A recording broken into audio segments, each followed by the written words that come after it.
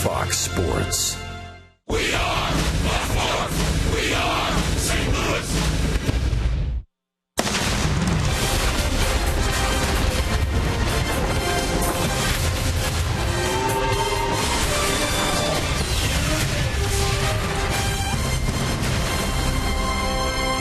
Welcome to St. Louis Cardinals baseball. The Cleveland Indians hosting the Redbirds for afternoon baseball with an interleague series on the line here today.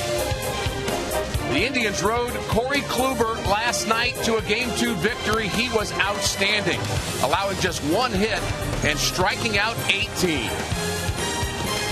Glad you're with us. Rick Horton with Al Roboski. And, of course, Al, we saw one of the best games we've ever seen here last night. But you've got to find a way to turn the page. Yeah, you really do. And, of course, that's the beauty of baseball. You play every day, so you don't linger. You don't have those lasting thoughts of last night. You go out there with a good idea.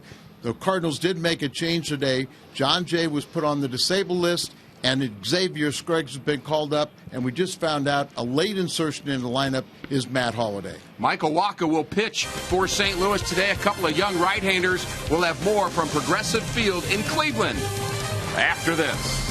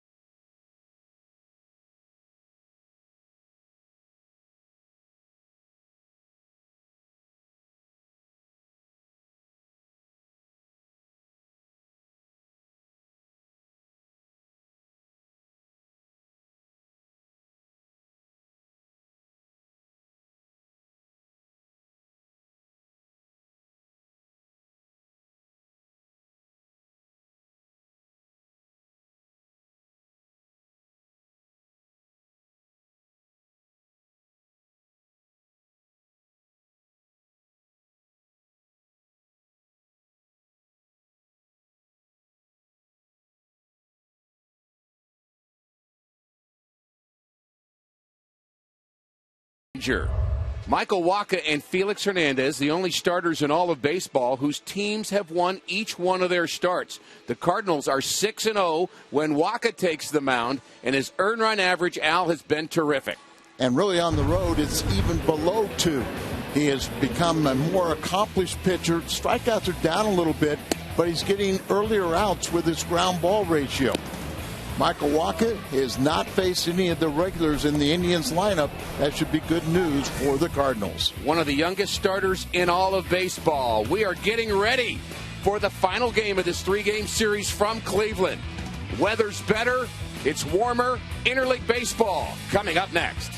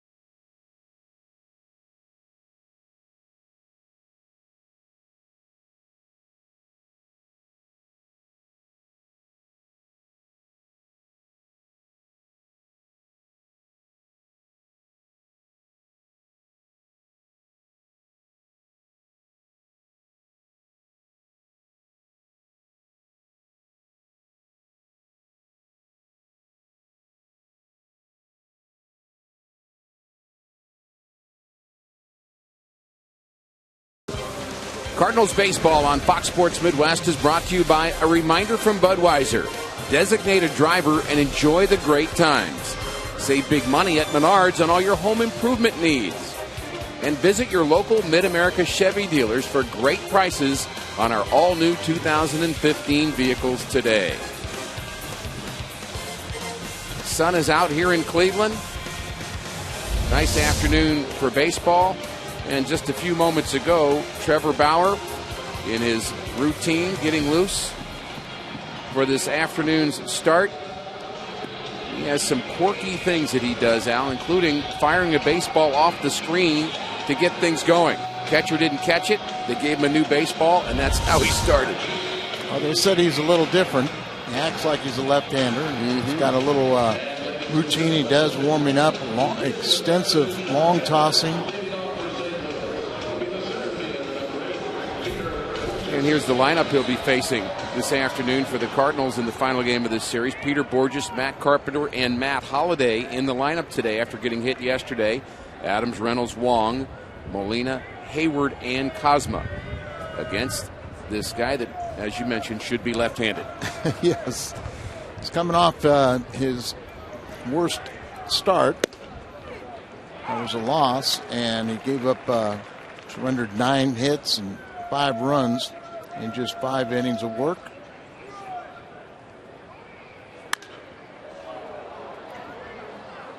In the left field, fighting the sun, is Brantley.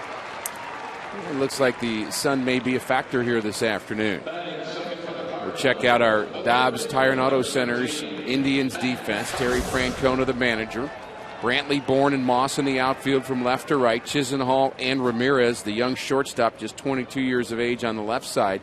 Kipnis and Santana on the right. And Trevor Bauer and Roberto Perez, the battery here this afternoon. That brings in Matt Carpenter. The Cardinals just couldn't find any offense yesterday against Corey Kluber, but boy, you just have to tip your cap to him. He was phenomenal. Well, we saw the reigning Cy Young, not the guy that was 0-5 with an ERA of 5. Kluber only allowed a 7th innings clean single up the middle off of Peralta, but 18 strikeouts, no walks. He was dominant.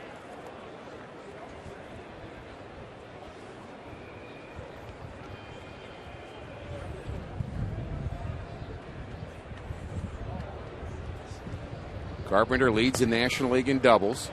That pitch just misses the outside corner. Our home plate umpire is Tim Timmons. Crew chief is Tim Welke. He's at second base today.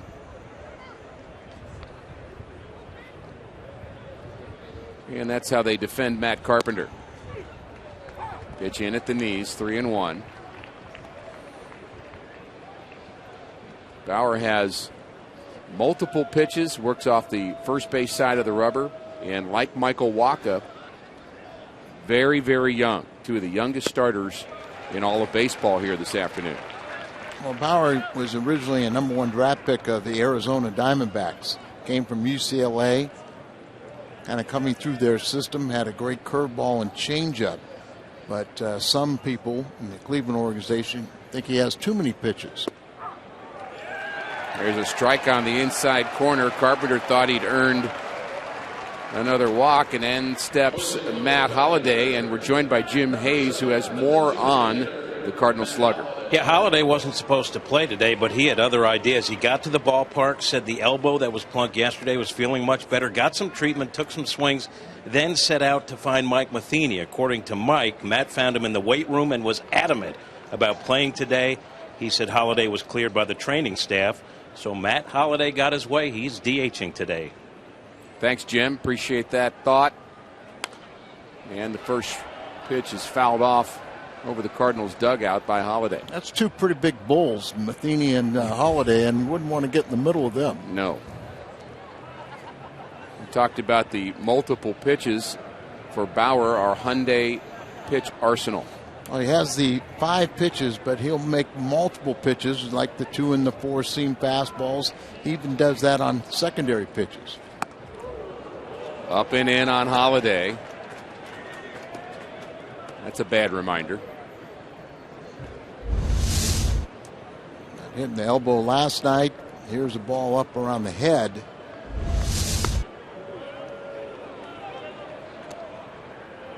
Again, the inner half, 2-1 now the count on Holliday, who has the best on-base percentage in the National League at .466. He set up outside this time, and again up and in, and Holliday backed off 3 times in a row. That was a spinner that just didn't break. Right, and still you don't like to be back on your heels and spinning out of the way. After a while you think it's, well, is there an intent? Holliday, you talk about that on-base percentage. He's reached base, either hit or walk, hit batsman, and he does it now for the 32nd time. He's played in only 32 games this year, and he's reached base every game. So Holliday aboard with 2 outs, and that brings in Matt Adams, who's been struggling at the plate. Adams just 1 for his last 26.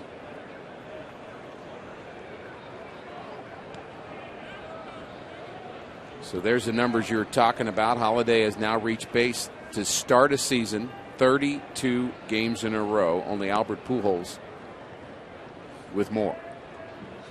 He reached 33 straight games to start a season back in 2005, and then he has a team record of 42. That was in 2008.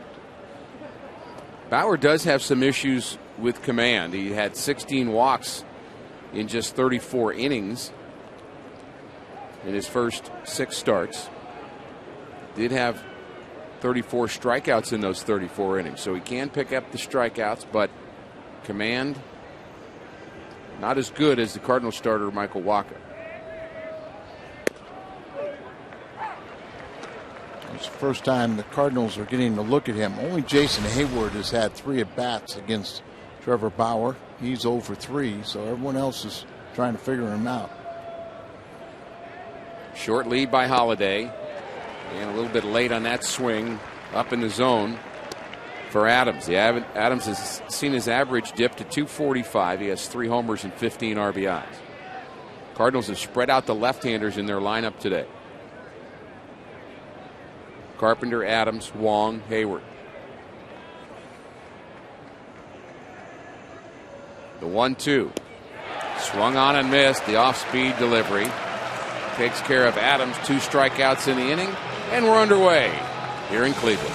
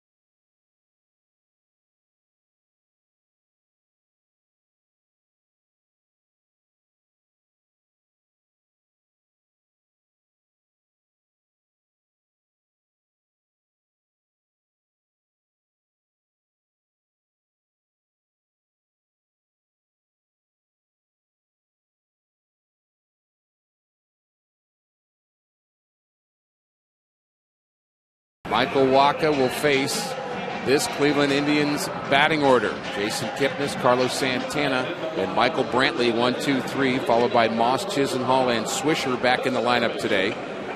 Michael Bourne, the speedy center fielder, hits 7th. Roberto Perez and Jose Ramirez round out the lineup. And there are 8 left-handers in this lineup, Al, against Michael Wacha. Well, Michael Wacha, you see his numbers, very, very fine. He's 5-0. The team has won all 6 of his starts. Good ERA. It's actually under 2 on the road. Michael Wacha, this will be their first look at him. And I know they're excited from everything they've heard about Michael Wacha to see what he can produce. Well, they saw him play in October a couple of years ago, so his name's certainly familiar. And it's strike 1 to Kipnis. Wacha was able to beat Francisco Liriano on Friday in Pittsburgh and had an interesting line. I want to ask you about that, Al, as Kipnis fouls that pitch off. 6 innings for Wacha, just 6 hits. Gave up 2 earned runs. Kind of an interesting line for Wacha. No walks and 1 strikeout. You alluded to him getting more ground balls. Yeah, his strikeout totals are down, and I think that's a plus. You know, when you're young, you fall in love with the strikeout. You want to strike everybody out. When you get a little wiser, get a little older, you say, hey, it takes 3+ pitches to get a strikeout. It only takes 1 to get a ground ball out. Off-speed pitch is bounced foul. We should see a lot of changeups today from Wacha, an effective pitch against lefties. Right, and that seems to be the neutralizer. You remember when he first came up, he was just a fastball changeup pitcher, but he's incorporated the cutter and the curveball now. There's the cutter. I think at times, he's worked so much on the secondary pitches, he's kind of lost the feel for his changeup, which at times can be that put-away pitch for the strikeout. 1-2 delivery is bounced foul again. Kipnis, a 2013 All-Star for the Indians, is hitting .311. And he got plunked by a pitch in the middle of the back here yesterday, which created a chain reaction, which led to Terry Francona being tossed. Not for the first time in his career. This one may be fair. Wacha lets it go foul. Concerned maybe he couldn't throw out Kipnis.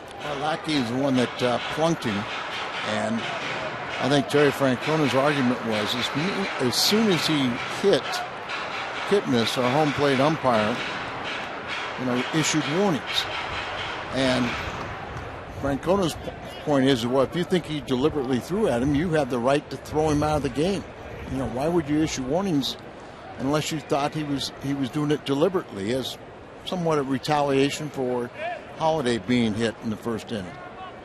We thought about it more after the game yesterday. There were a couple of other pitches up and in on Cardinals, including on Mark Reynolds, that may have kind of played into that Lackey delivery. That's the way baseball's played, isn't it? Yep. And today it's so unusual to see somebody get a pitch up and in or thrown at.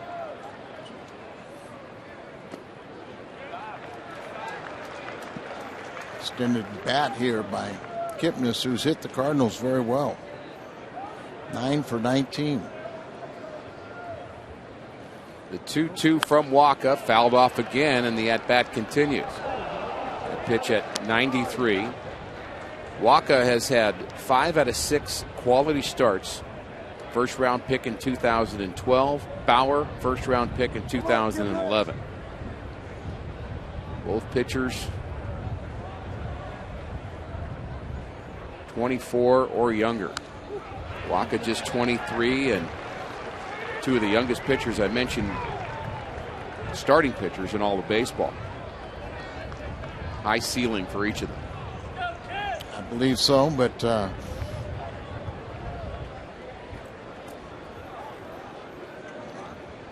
Kluber there, who noticed he had shaved off his beard. People thought that was to change his luck. He said, no, I did it for Mother's Day.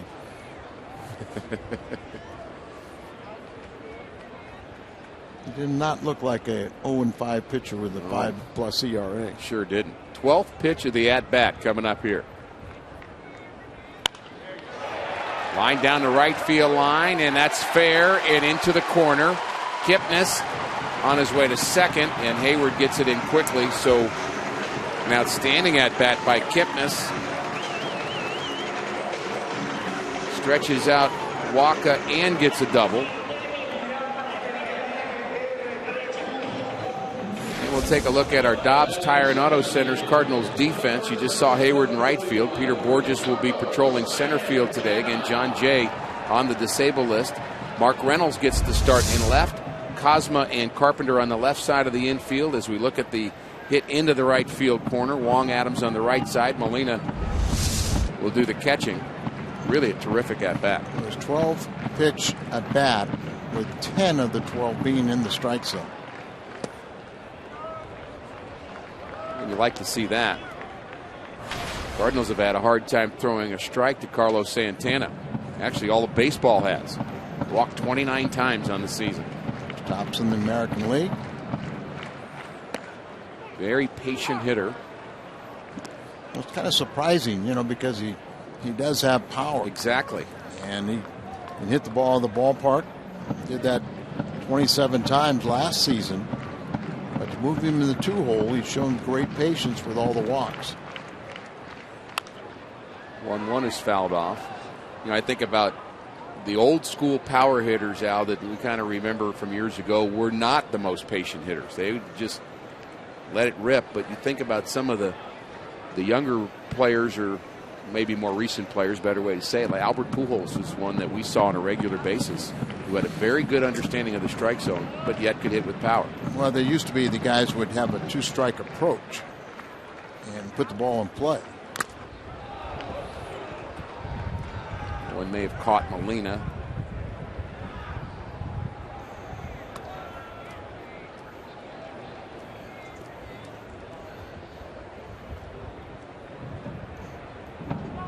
He had a little back issue. The first game came out the final inning of the first game of this series. His back stiffened up a little bit. And Mike Matheny's very walking on eggshells anytime he sees a foul tip go to Molina.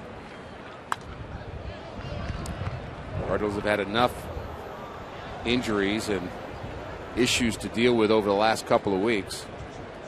And we talked about the disablement of John Jay today.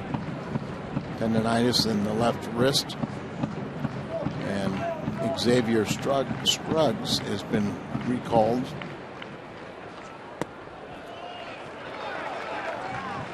Tough pitch to lay off for Santana, but he does. Evens the count at 2. Scruggs has shown some power in AAA, and he'll be coming off the bench. Yeah, 229 average, but he was leading with 6 home runs. Breaking pitch is a called third strike, and Santana knew it.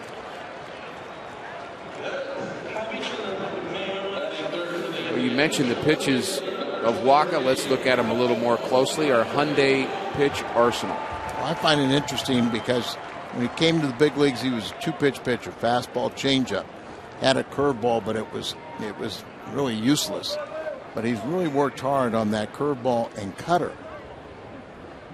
Sometimes to the detriment, I think, of the changeup.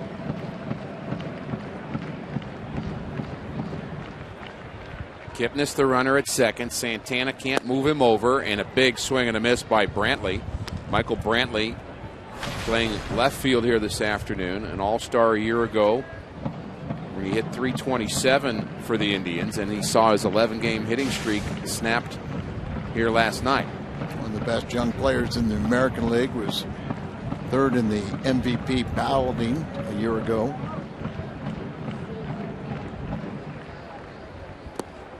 And his father, a very good big league player in the 80s. Mickey Brantley played for the Seattle Mariners, among other teams. So baseball in his DNA. Much taller than his dad, isn't he? Agreed. Yeah, he was a little more of a fire plug, as I recall. Yeah, that's what I remember. The 1-1. This is high, 2-1.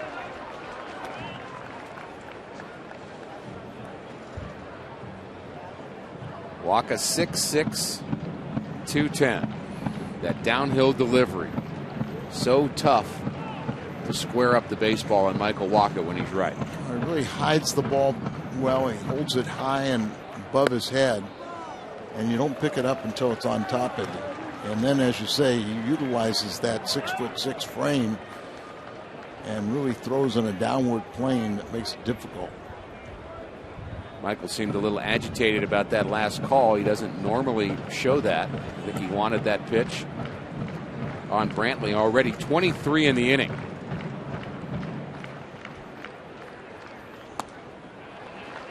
And a walk to Brantley.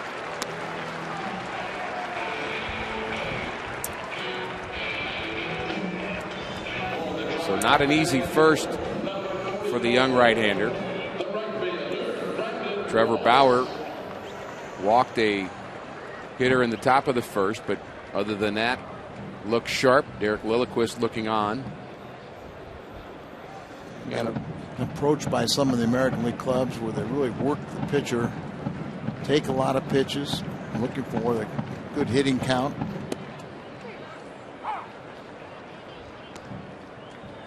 Off-speed pitch, a strike to Brandon Moss, who has very good power.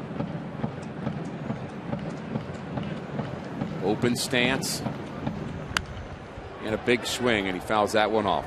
Moss has 139 home runs in 4+ seasons in the big league. So you do the math. He's a guy that can hit 30 a year. 25 last year for Oakland, and that's a big ballpark.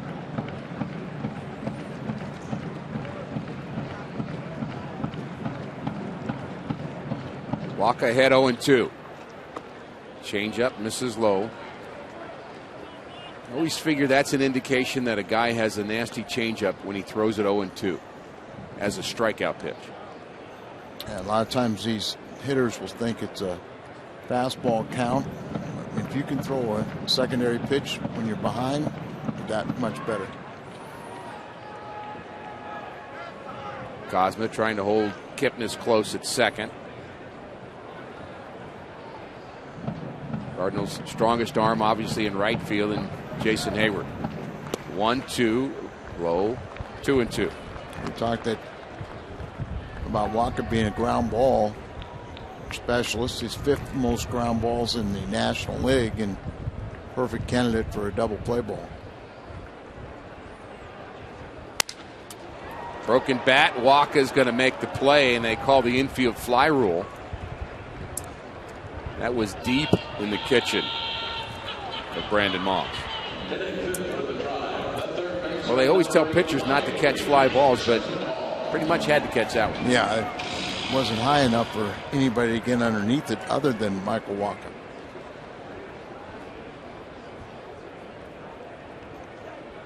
Good to see that Walker is getting in on these left-handed batters. And you pitch effectively to your glove side. Lonnie Chisenhall plays third base for Cleveland. He takes a breaking ball outside for a ball. Chisenhall had his best season a year ago at 280, 13 homers and 59 RBIs. He's in that fifth spot in the lineup here this afternoon. That ball in the dirt, picked by Yachty. Chisenhall off to a slow start with just a .220 average this year and just 1 for 16 when facing Cardinal pitching. The pitch count, see, it's 31 pitches.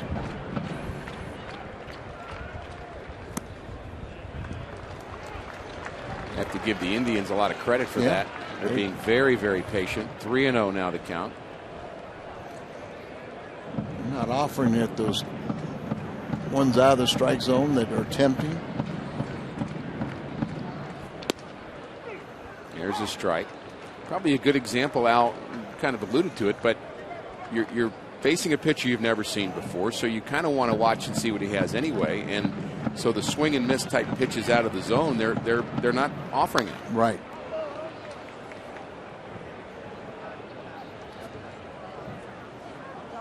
And I'm sure Michael Walker has thrown several pitches where he said, well, National League guys would have swung at those. Right.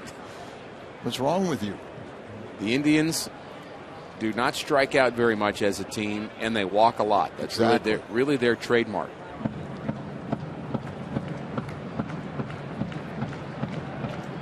Three-two pitch is a call, third strike. He catches Chisenhall looking. 2 strikeouts in the inning. Wasn't easy, but a 0 on the board.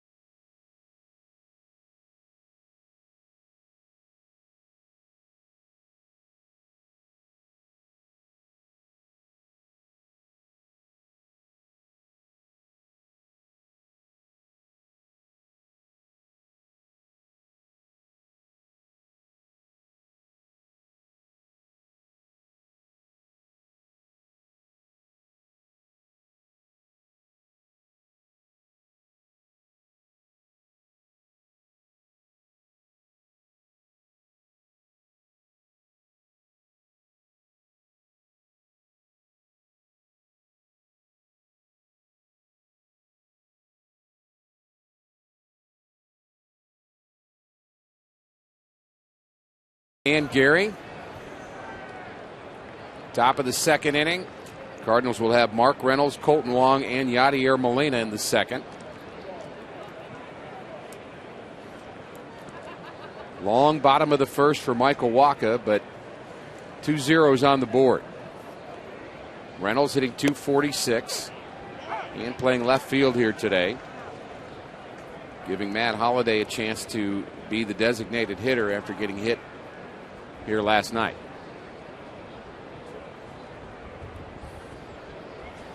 Hard hit, base hit to left field.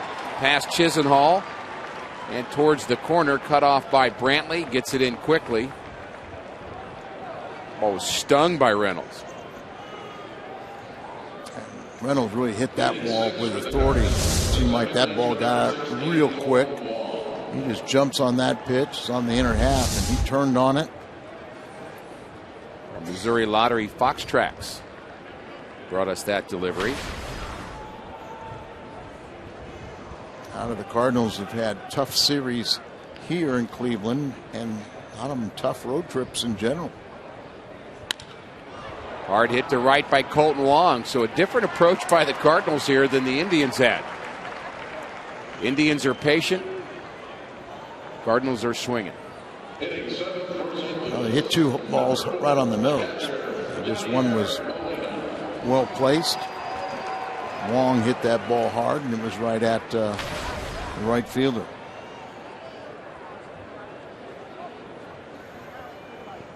Molina at .269, 15 RBIs.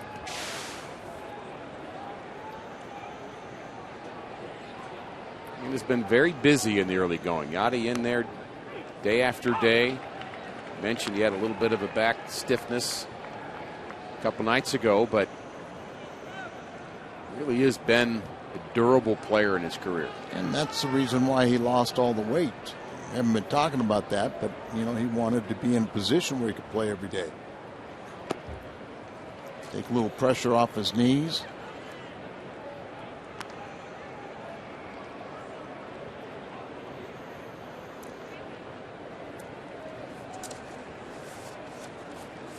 Always wonder about a potential hit and run with Yachty at the plate. Up the middle, base hit, Molina. Reynolds advances to second, and the Cardinals hitting the ball hard here in the second inning against Bauer. Well, they were in the field a long time, so they want to stay in the batter's box a long time this inning. 3 hard hit balls, 2 of them base hits.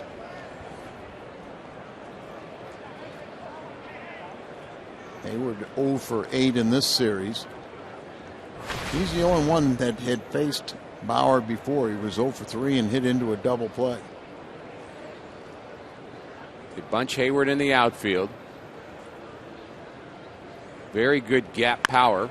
And he hits that first pitch at 2 left, and it's going to be handled by Brantley. So again, the Cardinals offering at that first pitch. You have to believe that this is by design. Cardinals are thinking, so. Let's be aggressive. That's the way maybe you get to Bauer. You don't also strike out 18 times. Right, that's true. Pete Kozma, he's 0 for his last 8, but just 0 for 2 on the road trip. And the 2 at-bats have been in this series. John Mabry come up with a game plan, and John Mabry is worked very hard and talked to a lot of other major league people, and they talk about the Cardinals' ability to hit up the middle, and just think it's just a very, very sound fundamental approach. Breaking pitch, strike 1 to Kozma. Really nothing new under the sun when it comes to how you play this game. You just have to always kind of go back to communicating the fundamentals, and coaches will do it maybe in different words in different eras, but really the fundamentals are the same.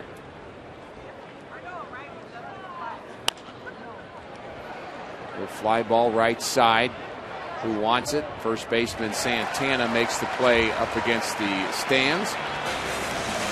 We played an inning and a half. No score from Progressive Field.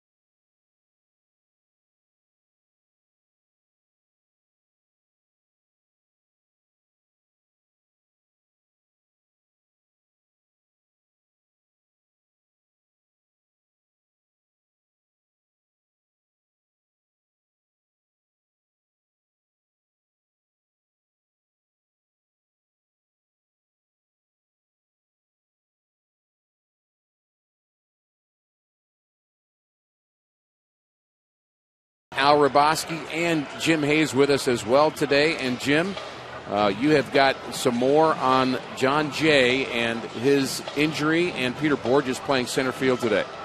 Yeah, John Jay goes on the DL, as you guys mentioned, with that left wrist tendonitis. He had wrist surgery in October and thought everything had healed properly, but Jay's wrist bothered him for much of the season. He admitted that his bruised thumb might be an offshoot of trying to compensate for the wrist. Jay says that going on the DL and shutting it down was really the only way to get past the wrist issue.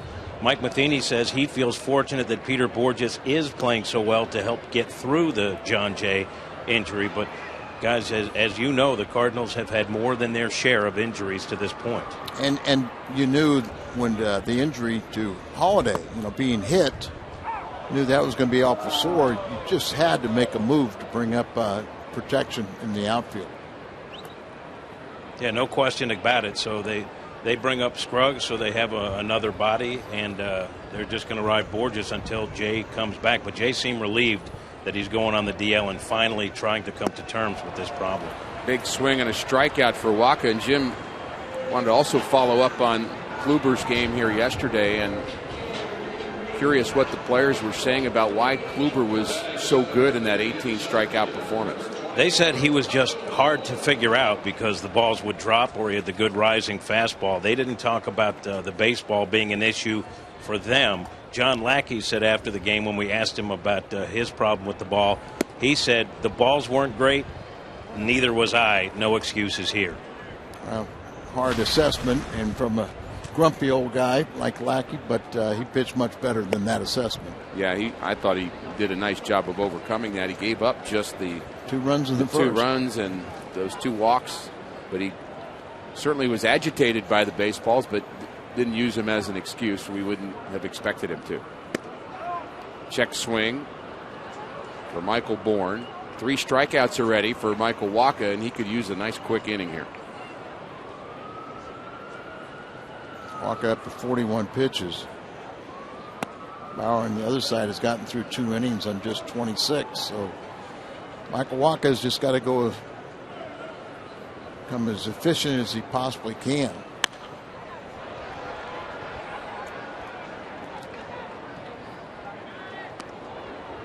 I do think we have a pretty rested bullpen with the off day Monday, and Randy Schote had to pitch the bulk of those pitches, but he's fine for a batter today. A lot of left-handers in this lineup, as we've mentioned. The Cardinals with, would say, pretty rested Kevin Segrist today. Another full count, and we'll do it again. And we have a very important birthday wish today. Virginia Cherry. C.J. Cherry, the traveling secretary for the Cardinals for many years. Virginia Cherry, his mom, 87th birthday today. Congratulations. Outstanding. And we know she's watching, so happy birthday.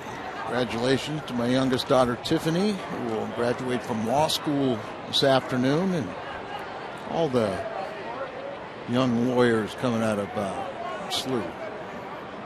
Outstanding. Hard hit to center field. Borges on the move. Back to the fence, and it's off the warning track and the wall. Bourne headed to third, and the play there not in time. Well, we know Michael Bourne can run. He won a couple stolen base titles in the National League. Surprising to me is he has 3 home runs against Cardinal pitching, and this one almost left the ballpark. Ball up, out over the middle of the plate. Normally you think of him as a low ball hitter and slap down on it, but here he gave it a ride. Hit it over the head of Borges, up against the wall, and with his great speed, it's a triple. Even had time to make the adjustment, keep his helmet on, and then he lost it again anyway. Infield in for the Cardinals. First pitch outside to Roberto Perez, the Indians catcher. Young catcher from Puerto Rico. He's playing for Yan Gomes, their normal starter, who is closer to a rehab assignment. Yeah, he'll go out tomorrow or today. dealing with an MCL strain, Gomes, and he said he'll go in DH. He's still not ready to catch yet.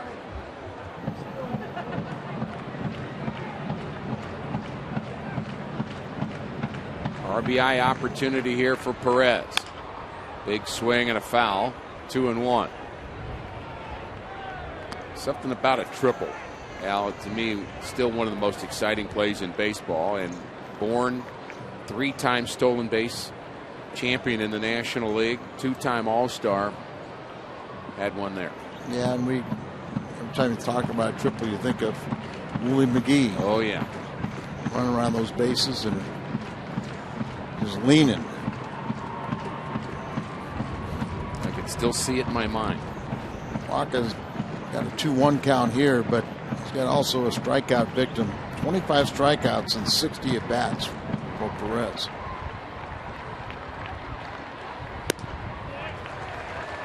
Three and one. That doesn't help.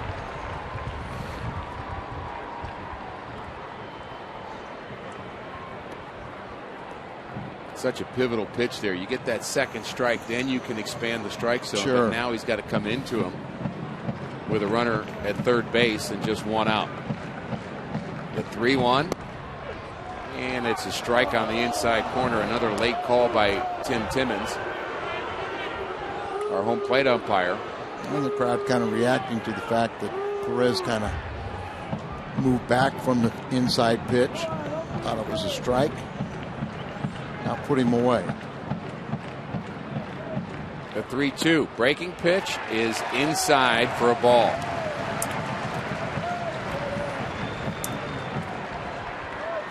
So he walks the only right-hander in the lineup and gives us time to look at Al Raboski's Toyota keys to the game. Well, we got to get back to the winning ways. The Cardinals have lost 3 out of 4. We always say the starting pitcher sets the tone, so a lot more responsibility for Waka right now.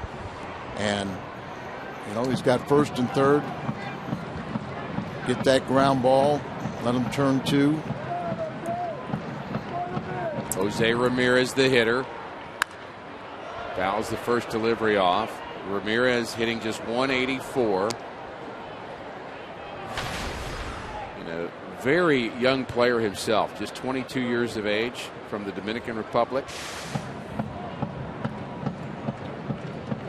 He had big years in the minor leagues, hitting 350, 360, so they brought him up young. Threw him into the fire. Another youngster in the minor leagues that's a shortstop, but he's struggling worse. There's the bunt back to Waka, and Waka's got to play at the plate. Bourne is hung up. Molina forces it back there, and the out is made. Nice play by Waka. He did that perfectly, Al. He didn't panic. And not only Waka, but Yadier Molina handled that well. Yeah, absolutely. You see the bunt, you pounce on it, you come back here, and, the runner, Bourne's got great speed, but he has no chance. He's caught here. Whole key is Yadi running him back to the point where Carpenter could close the gap. Also, watch Cosmo, what he does. As you see him run the wall, but Cosmo coming into your pitcher, he's going to be at the, he's over at third base. Yadi was there, but also Cosmo was there to make sure the runner at second, Perez, could not advance and get himself. Bourne couldn't stay in the rundown long enough for either runner to advance over to third. Interesting time for a mound visit after that play with Waka. You wonder whether Derek Lilliquist is just trying to kind of calm everything down after that very active play by Waka and a big play, and maybe kind of get him directed that, okay, you got your break, let's go. And the fact that, whatever we've been pitching Kipnis, it hadn't worked. Right. So, it's one of those situations maybe, I don't think Waka, he's beyond his age and pitch mentality. Maybe just go out there and just let him take a deep breath. It sounds so simple, but one of the toughest things to learn to do is that you have to breathe. And, if you're not breathing properly and you don't slow things down, you're in trouble. The 1-1 swing and a miss. Had a conversation with Jose Oquendo about this as a coach. Never would have thought about it as a coach, but he said he has to do that because you can get so amped up during the game. He said he'll go over and talk to a kid in the stands. He'll go tell a joke. Just to slow down. Just to slow down because you get too agitated. The 1-2. Ground ball to short. Kozma has it and throws out Kipnis. So Waka escapes again in the second. No score through 2.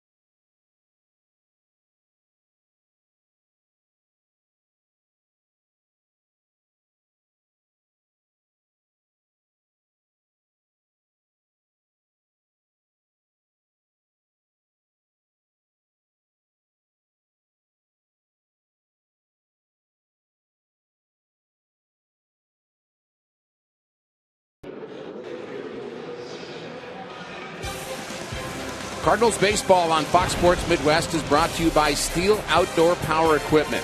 Find a servicing Steel dealer at steeldealers.com or search STIHL. And by Ford, the official cars and trucks of the St. Louis Cardinals. Progressive Field, built in 1994, capacity of 36,000 plus, and a much better crowd on hand here. First pitch is bunted in front of Bauer, and the quick throw gets Peter Borges. 1 pitch, 1 out for the Cardinals here in the third. Bauer came off the mound, barehanded that, and just maybe threw his fastest pitch of the day to first base. Speed can create a little stress for you, can't it? Absolutely. Good pressure on the defense. That bunt is either way, more to the left, more to the right, and it's a base hit. I don't mind seeing Peter Borges try a bunt with his speed. Like you said, if he would have angled it a little bit left or right, it would have been a base hit. Matt Carpenter, a strikeout victim in the first. The Cardinals showing a desire to jump on the first delivery of Trevor Bauer. It's not normally Matt Carpenter's style, though we've seen it a little more from him in 2015 as he fouls that delivery off. Ricky, if hitters were doing that against you, what would you do? Swinging at the first pitch, I'd go a little bit off the pitch. Oh yeah, shoot ya. You don't throw it down the middle. You start working, away.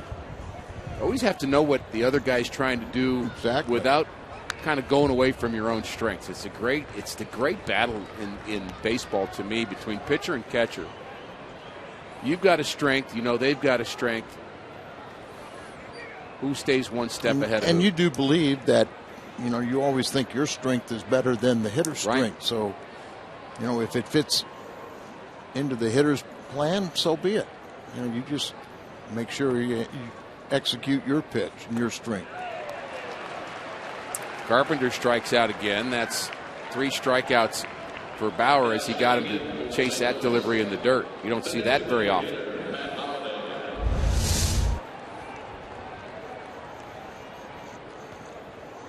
Ball never really looked like it was ever a strike. It had been down in the zone, but then obviously when it came out of the hand. It was a cutter and swung over the top. The cutter inside. It was a cutter that he seemed like he choked a little bit because the velocity wasn't high. No. So I think Matt Carpenter got fooled, almost acted like a changeup.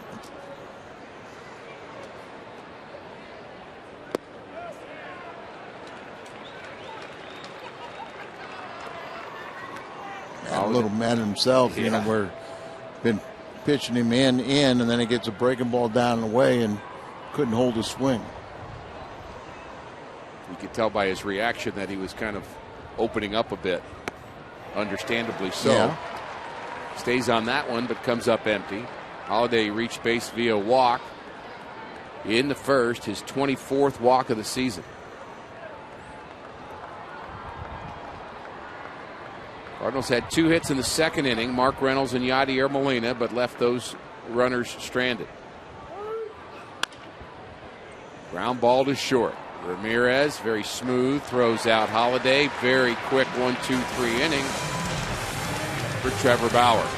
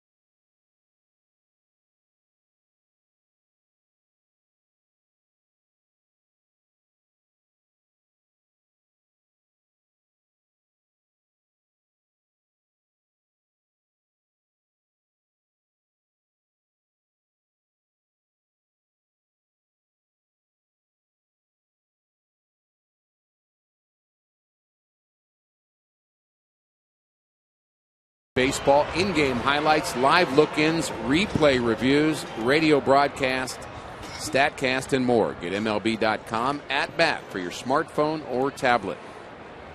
Bottom of the third, no score. Michael Wacha back to work, and he could use a quick inning here. Pitch count high for Wacha through 2, 59 pitches. High fly ball to right field. That is way up there. But Hayward has it. And we'll take a look at our lows never stop improving. And we'll look at Michael Brantley. Really just a terrific season for him. .330 batting average, 7th in the American League. The on-base percentage good, OPS. And he's a guy, Al, that we've talked about rarely strikes out. Yeah, he struck out twice in this series against the Cardinals and came in with only 3 strikeouts and 105 plate appearances. He was 3rd in the MVP balloting a year ago. Really one of the better all-around players in the American League. I'm talking about pitch count. 61 now for Wacha, and Bauer through 3 innings has only thrown 35. Fly ball to center. Borges. Tell there's some wind blowing in today. Very different than what we've had the first 2 games of this series when the wind was blowing out to right. But conditions here during the day, wind blowing in. We saw Hayward come in on the fly ball, and now Peter Borges. Good day to pitch, Al. Good day to pitch. Check the flags at Wrigley Field. Right. Check them here too, huh?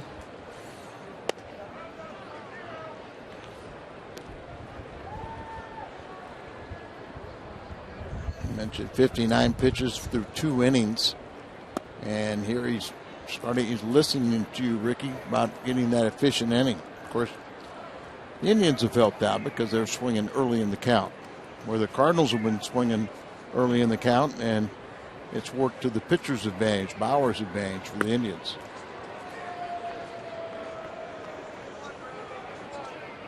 Brandon Moss had one of those at-bats you want to forget about. He got jammed so much he popped the ball back to the pitcher, which you don't see a lot.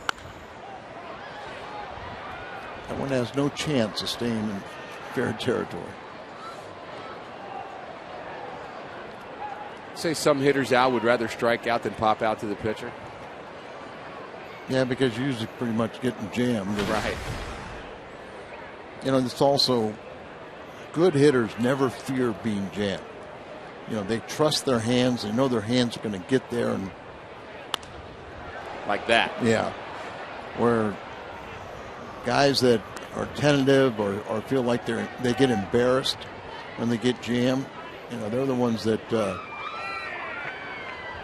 swinging so early they get themselves out a lot of times. So when the guy's quick in, you throw him a changeup away. And he takes it away.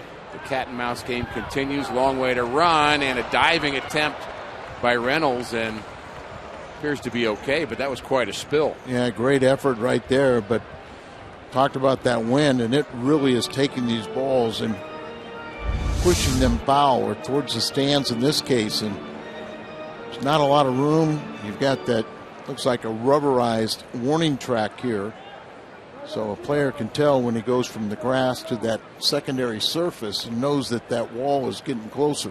So great effort by Reynolds, who has not had that much outfield experience, and that would have been a tough play for anybody who did have a lot of experience. Agreed. The 2-2.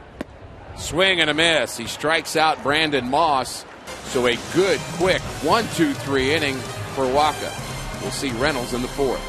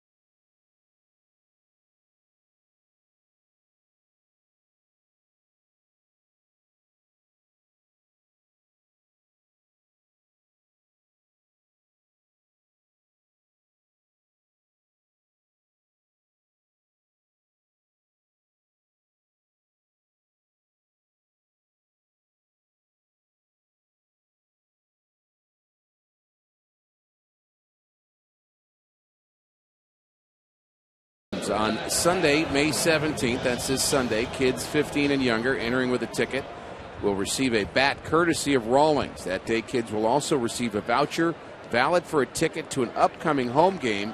Get your tickets to the May 17th game at cardinals.com/promotions. Big weekend of baseball at Busch Stadium. The Detroit Tigers, one of the best teams in the American League, will be in town. A lot of tradition between the Tigers and the Cardinals, too. Oh, yeah. Back to the 34 World Series, where Game 7, the commissioner of baseball had to tell Ducky Medwick he took him out of the field as he was being bombarded by garbage and vegetables and everything else. The Cardinals had a big lead, and Hard hit right side. Tough play for Kipnis, but he throws out Matt Adams. Matt's had a tough series. He's just 1 for 10 in this series, and for the road trip, he's 1 for 19. But Cardinals had a big lead, and I think Ducky got the riled up. A hard slide into third base. Shift worked perfectly there. Ducky Medwick was, when I joined the Cardinal organization, he was the minor league hitting instructor. He'd be probably close to 70s at that time. His legs were bad. He couldn't. His knees were bad, but I bet he could sit on a milk stool and hit all day. If you can hit, you can hit. Still the last Triple Crown winner in the National League, and that was 1937. Speaking of guys who could hit, Yogi Berra just celebrated his 90th birthday. St. Louisan, of course. Everybody thinks of him as a Yankee, which you should, but also a St. Louisan. 10 World Series. I think that's 10 as a player. A lot of rings. More as a manager and coach.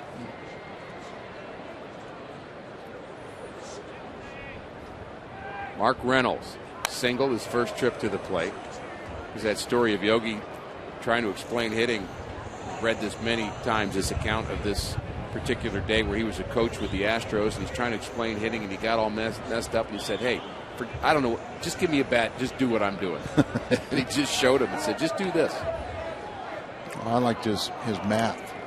You know, this game is 80% mental, and the other 50% is something. Right.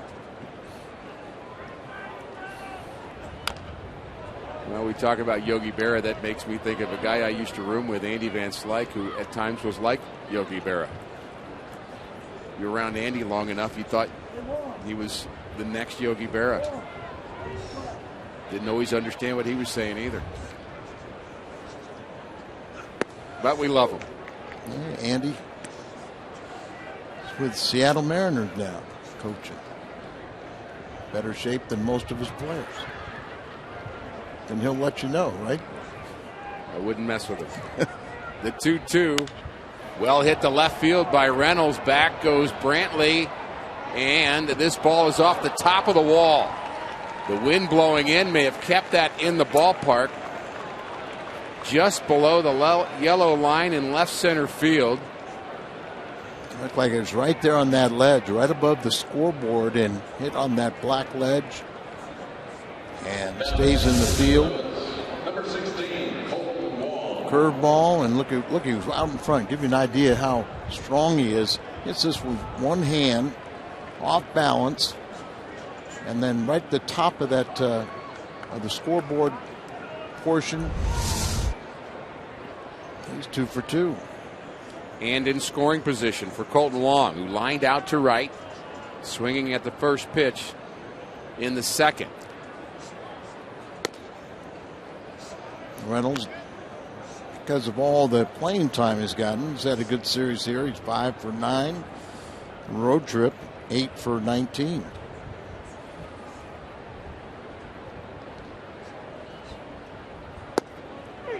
Wong's a good example to me, Al, of a hitter. You know, people will look at the style. Everybody's got their own style at the plate. He's very open. But really, when he attacks the baseball, he's as closed up as anybody else. Front foot, step towards the plate, square up. So it really isn't, I guess, where you start. It's where you finish. And Sure. do you have the proper balance, and are you squared up? Oh, he's very quick to the ball, too. You know, he holds those hands, and the hands are very still, quiet. And, you know, like you said, that front leg will come towards the plate, kind of squares it up. But he can pull the trigger. That ball gets away from the catcher, Perez, back to the screen. So Reynolds advances to third. That could be a break for St. Louis. No doubt. But the Colton find a way to drive him in. A little breaking ball and maybe a little lazy. Tough one at the feet of the back foot of a left-handed batter, but not much weight shift there. Just tried to pick it with the backhand. Nobody scored a wild pitch, but not all times when it gets by a catcher, it's a wild pitch, even if it bounces. Agreed. 3-1 the count to Wong. Infield now in for the Indians. Medium depth in the outfield. The ball is hammered foul. Yeah, there's an example of how quick his hands are. And as Jim Hayes would say, he's got a little pop. I've heard that. He showed it in the second half last year and even exaggerated it in the postseason. The way he's turned on some pitches and hit some big home runs. The 3-2 to Wong. Bounce foul. There's one way a pitcher can slow down the bat of a guy who's got quick hands like that is to throw him off speed pitches. Try to make him wait. Get him off balance. There's times when you can kind of hold the ball on him a little bit because he looks like he's tense, but he really isn't. And he's keeping those hands quiet. That pitch misses the outside corner, and Bauer very upset with the home plate umpire and gets a reaction from him. He thought he got the outside corner on that curveball to Wong, but a one-out walk. Now 2 runners aboard. Second walk, and not a good way to endear himself. Looked like it goes around the plate. And it's clearly a ball right there, but Bauer, his reaction, and that does not endear himself to the home plate umpire or the entire crew. They kind of make a mental note of that. They're human. Brings in Yadier Molina. RBI opportunity now for him. Big swing and a foul back. Wong runs well. 3 stolen bases. Both teams, we mentioned yesterday, do not run very much. About middle of the pack, I would say, for their respective leagues. The Indians and the Cardinals each with 17 stolen bases. But when they do run, they're successful. I know Mike has great confidence in Yachty to drive in this run, but I also think if Colton Wong can get a good jump, he want him to go. There he goes, and the throw down to second base is not in time.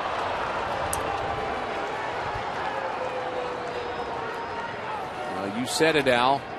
Matheny wanting to stay out of the potential double play, sends Colton Wong. Close play there. The Indians are maybe looking at this to see if they want to perhaps challenge it. Well, Perez made it close, and that play right there made it look a lot closer than I thought. Does he get the tag down on the rear end before the hand gets in there? It's very close. I wouldn't be surprised if they reverse it.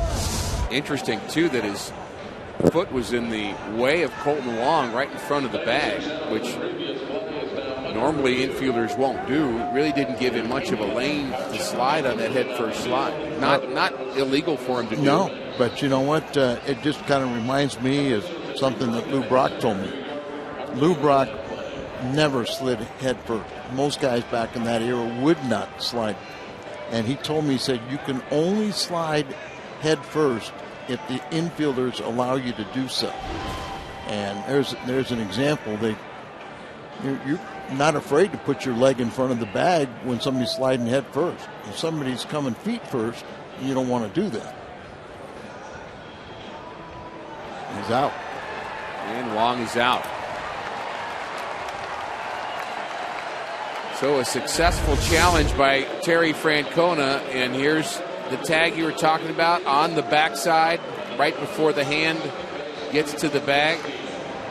There's the foot, kind of making it difficult for Wong to actually reach the base. And that's what I'm saying. If you slide feet first, that infielder's not going to put his legs in front of your steel spikes.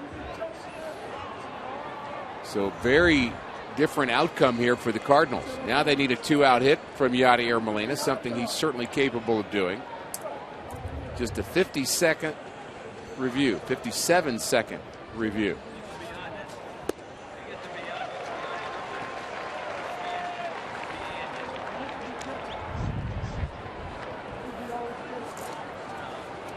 Didn't take them long, Al, to see what you saw in the first replay.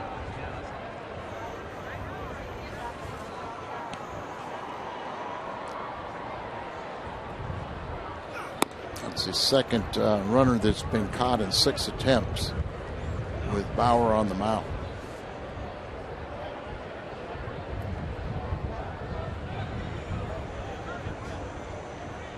I think there will be a time where Wong gets even more proficient at stealing bases percentage-wise. I think his speed's good enough. That ball almost got away from Perez. Yeah, I agree with you. He's now 26 for 32 in steal attempts. Still not bad. His year in AAA, I believe he was caught only once. Yeah, I think you're His right. full season in Memphis.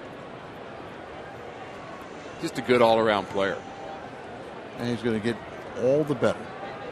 I believe that's true. Let's see if Yachty can't pick him up. Reynolds the runner at third. He doubled with 1 out.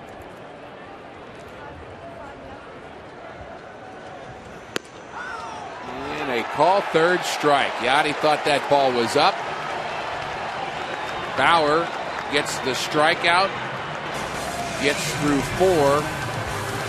We are scoreless.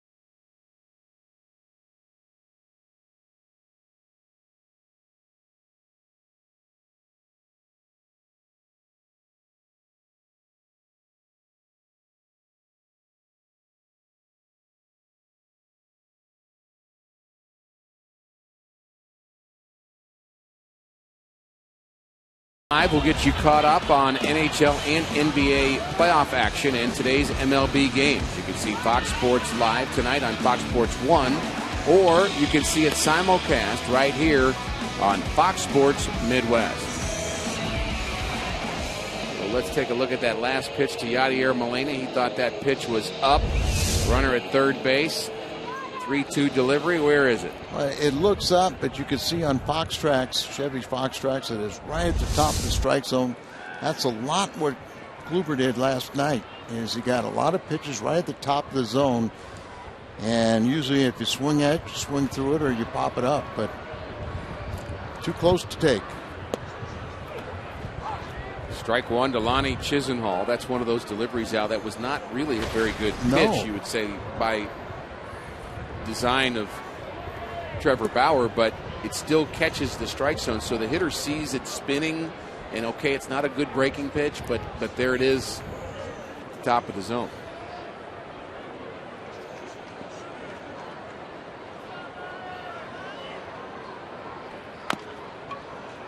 Bounced off the plate, and Adams has it, flips it to a fan.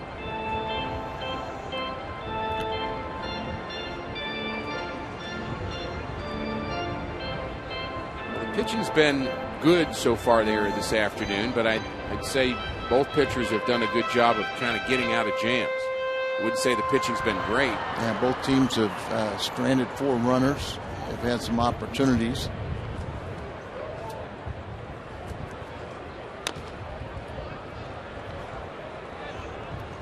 Walker's retired 5 in a row, and hopefully that's going to be more of his style the rest of the way. The problem is the pitch count. Already up to 73 in 3+ innings. 4 strikeouts for Waka. Yeah, both pitchers have, 4 strikeouts, and both of them have 2 walks.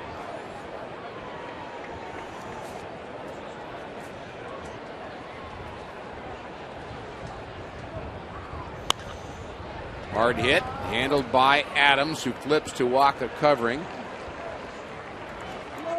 So let's take a look at our AT&T U-verse rewind. I mentioned both of our pitchers today have pitched well. A lot of zeros on the board, but they found ways to come up with a big pitch when they need it. Both Michael Wacha and Trevor Bauer, 2 young pitchers. Wacha 23, Bauer 24. And we've got ourselves a pitcher's duel. Yeah, the Cardinals have 3 hits. Indians have 2.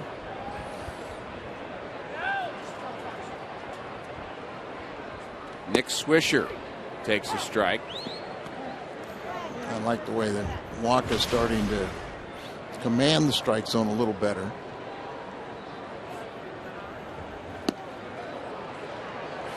Remember when he first came up, a hitter could just throw away the curveball. Anything he saw spinning wasn't going to be. He worked close to a strike, and he's worked hard on that pitch, and it's become a very good one. Sure has. Also, same thing with the cutter. And it's a great changeup, good overpowering fastball. Almost got Swisher there. Molina couldn't hang on to the foul tip. Swisher a strikeout victim in the 2nd inning. DHing today, was off yesterday because of his poor numbers against John Lackey. 9 years in a row, Swisher had 20+ home runs. I missed the first month of the season coming back from knee surgery. And a call, 3rd strike on the outside corner. So another strikeout for Michael Wacha. Next time you're looking for great seats, get to StubHub. On StubHub, you can grab Cardinals tickets all season long, even at the last minute. And even if the game is sold out, go to StubHub today. StubHub, the official fan-to-fan ticket marketplace of the St. Louis Cardinals.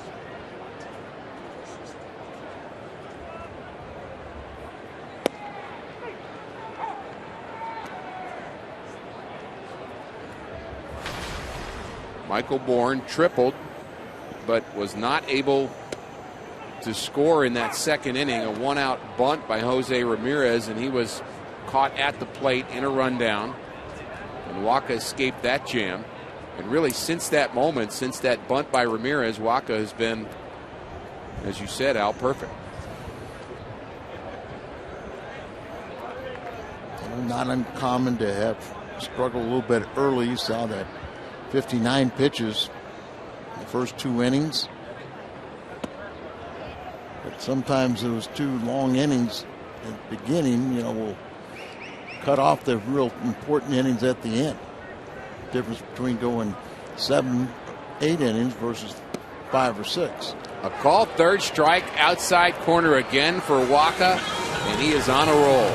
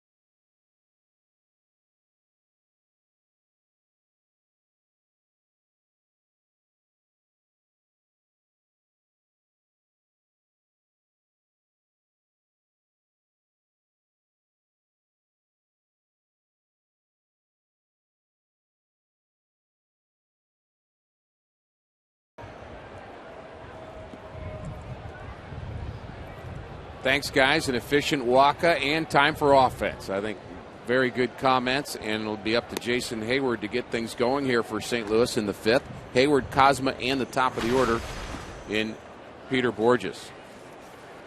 Hayward 0 for his last 9, flew out to left his first trip.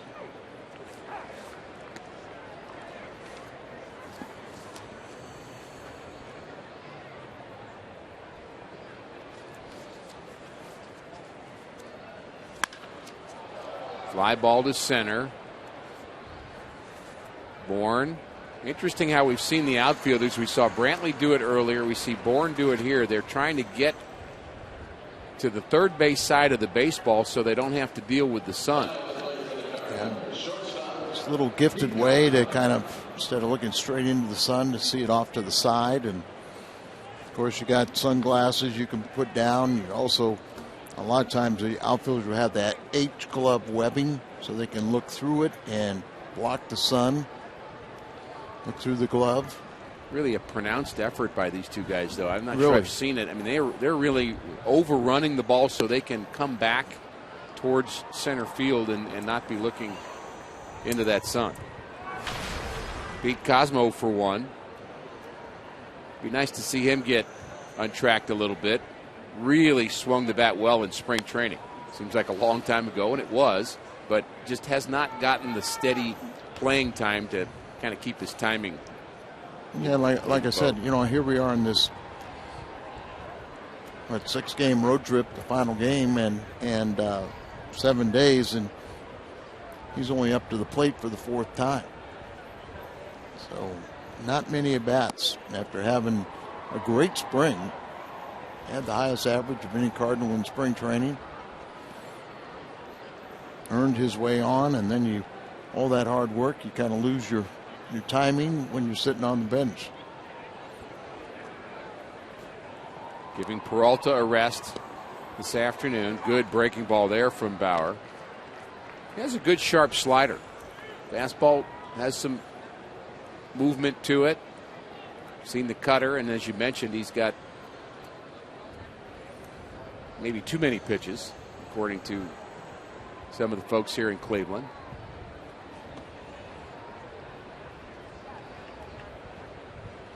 Sometimes a young pitcher has to kind of discover maybe his best 3 or 4 and just stick with them. How many pitchers have you seen, Rick, that's got a good slider and a good curveball? Not many. Not many. You end up with a slurve, an in-between pitch. You more see a guy, especially starting pitchers, who have a good one or the other and will throw the other pitch just to show it. And not really necessarily as an out pitch.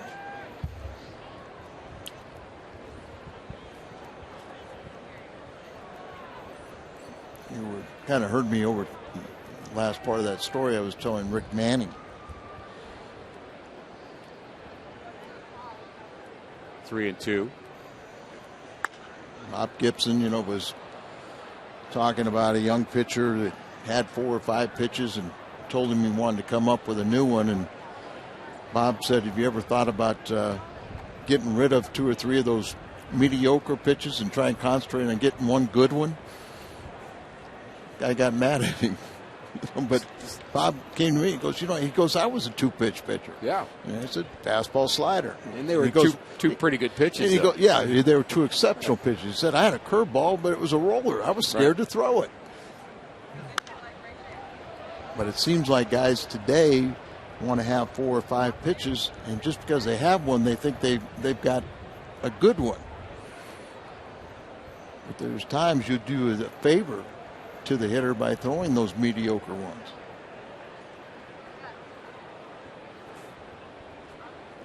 Another 3-2 to Cosma, and it's a call, 3rd strike. Seen a lot of those here this afternoon. That's the 3rd time the Cardinals have been caught looking. 4 times for the Indians. Really a beautiful sunny day today. Game time temperature is 56 degrees. But I think inching closer to 60 today. A lot nicer than we've had the last couple of days. Rick Horton, Al Raboski, and Jim Hayes with you for this final game of the 3-game series. Final game of the road trip. The Cardinals have never won a series against the Indians. 0-7. A chance To do it today. to do it today. And we've talked a lot about series. Peter Borges is 0-2. Cardinals 8-1-1 in series this year. The only series they've lost was the start of this road trip in Pittsburgh. And this is the rubber game here. The Cardinals have lost 3 of the last 4 games. Still got the best record in baseball, but you want to stop that trend. Get back to the winning ways, and of course they're going to come home for just a brief 3-game series against Detroit before they go back out on the road. St. Louis has been so good, Al, at home. 14-3. Yeah, I'm looking forward to that Tiger series.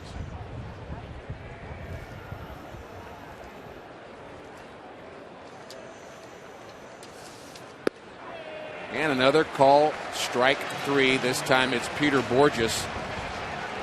1-2-3 inning for Bauer, Perez, Ramirez, and Kipnis when we come back.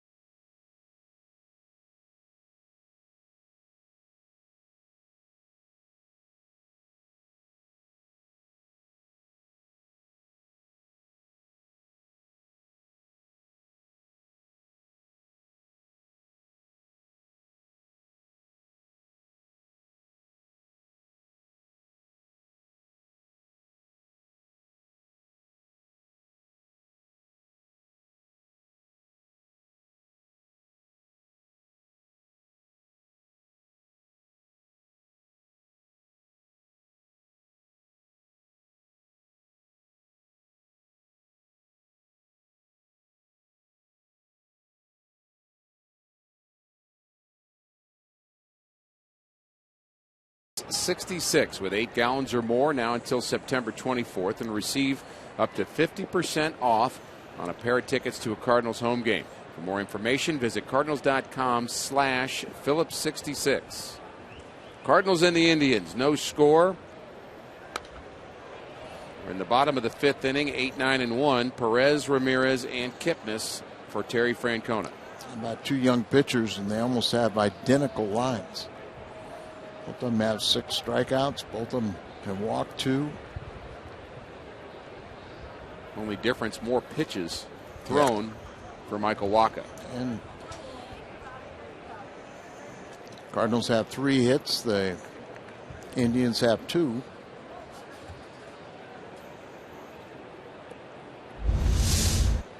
Got to get another foul tip. Right back into the mask.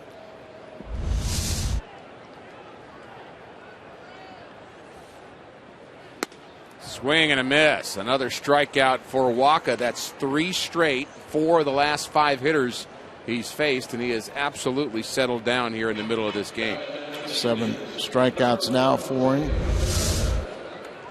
And he's become more efficient, but there you see, get them to chase that ball up out over the strike zone. That's a pitcher's pitch, if you can get them to swing. Another first pitch strike from the 23-year-old right-hander from Texas A&M. Pumping strikes again, 0-2 to Ramirez, who tried to bunt his way on in that second inning, which is really a key point in this game so far. Bourne was in scoring position with 1 out. Perez the runner at first, and Ramirez tried to bunt and bunted it right back to Waka. Really more of a safety squeeze, I would say. Bourne shot the ball down and then took off, but Walker got it to Yachty. Yachty ran him back to third, and Carpenter tagged him out with no advancement from the other 2 runners. A little soft liner handled by Matt Carpenter for out number 2. 10 in a row set down by Walker. Now, we talked about this short homestand, the Cardinals hosting the Tigers.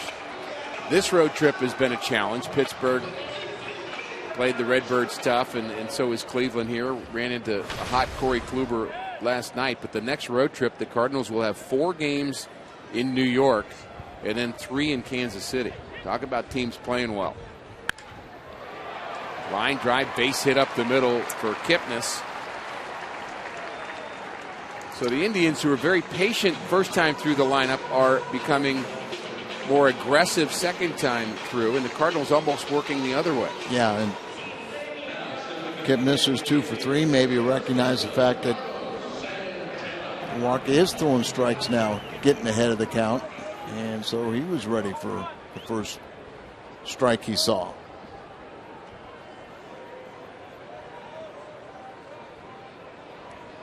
Five for 7 in stolen bases is Kipnis. Santana 0 for 2 this afternoon.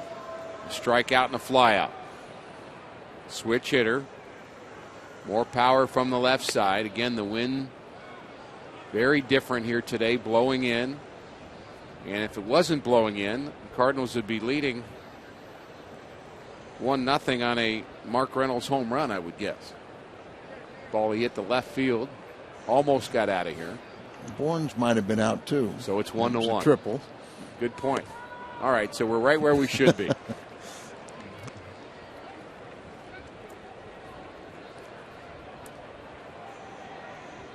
Bourne hit his to straightaway center field to the warning track. I don't mind this being a 0-0 game until the top of the 9th, when the Cardinals break out with 4. It's a good plan. Inside corner. Tell Santana walks a lot, but he has the perfect mannerisms almost to give away the thought that he thinks the pitch is a ball. I mean, it's almost like he's working the umpire a little bit. He'll back off if it's inside to make it seem like it was way inside. A little sales job going on there. I learned. Remember when I started breaking into the minor leagues, you had a manager. In my case, it was Joe Cunningham, and he had no coaches. Right. It was just a one-man operation. So if I started tonight, tomorrow I would be coaching first base with last night's home plate umpire, because there's only 2 umpiring crews. And then an umpire told me, he said, I really like working behind you because you always throw strikes. So you know what I did? Started widening my zone, because he told me he had his mindset that I would throw strikes, and it worked. You could get those extra inches.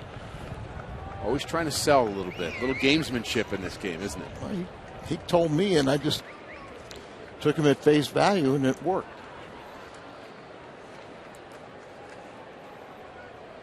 Full count, runner on the move. Fly ball center field. Borges stumbles a bit, but is able to make the play. Indians strand their 5th runner here in the 5th inning. We played 5 scoreless. Carpenter when we come back.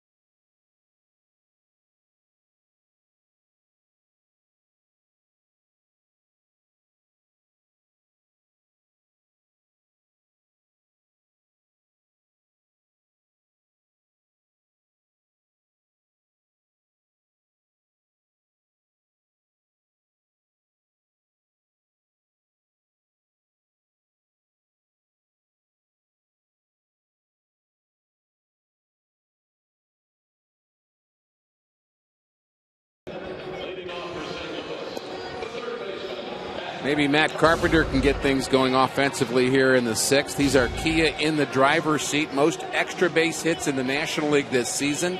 Adrian Gonzalez, the only one more than Matt Carpenter at 24.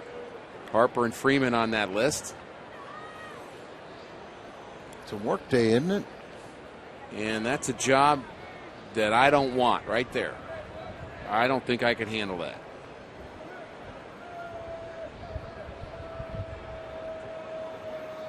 I'm glad somebody's doing it.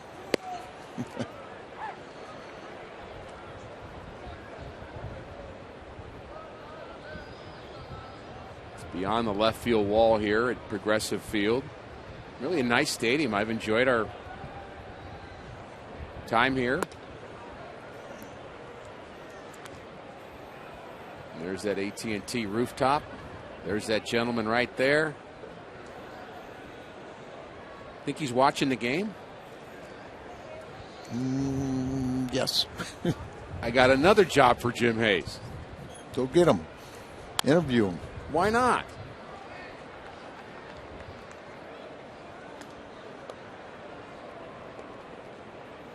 Yeah, cats have 9 lives.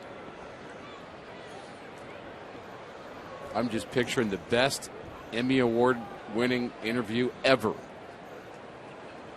with Jim Hayes and that gentleman. The 1-2 delivery to Carpenter in the dirt, 2-2. Cardinals need base runners. They've had very few. Walk in the first inning, 2 hits in the second, 1-2-3 third. And a double and a walk in the fourth. And I'm told that Jim Hayes has respectfully declined. That was your invitation. My invitation. He wouldn't do yes. that if I asked him to do it. Well, here's your chance. Jim, that's 3 strikeouts today for Matt Carpenter. Still not happy with the strike zone. Second time he's been caught looking and still having some words with our home plate umpire. Now, Matt had the Pittsburgh series off, and you see right close pitch at the bottom of the strike zone and got a piece of it. 5 Cardinals have been caught looking. Matt was so hot before he took that time off for exhaustion, but he's had a tough series. Now 2 for 12. Matt Holliday, big swing there. 36 strikeouts in this series. Ties a team high for a 3-game series. Goes all the way back to 1914, and plenty of those were here last night. Well, you know, that was the record last night. Cardinals have never struck out 18 times in a game. That's hard to believe. Long list of things that last night that never happened before, and I agree that odd that hasn't happened. Also, the most strikeouts ever in an interleague game. That's since '97. Didn't do the interleague games prior to 1997.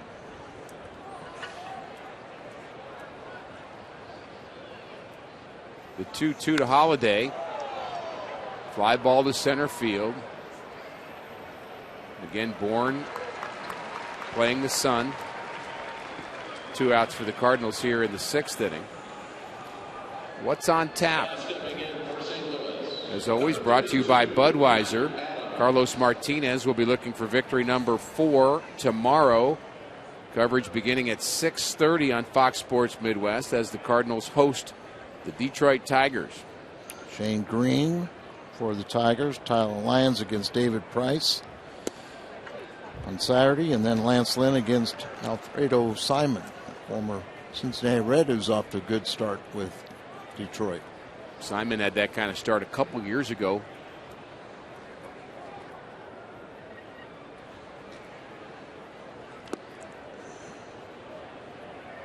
Adams straightened up. Ball might have been behind him. Matt just 1 for 19 on this road trip.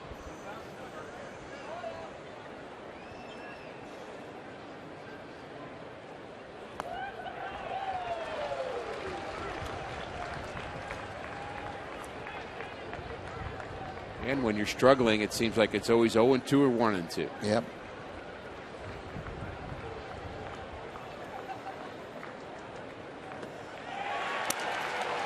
Adams breaks his bat, frustrated, throws his helmet. Another strikeout for Bauer. That's 8. And the pitchers have been terrific. Very frustrating. And these young pitchers are right on time.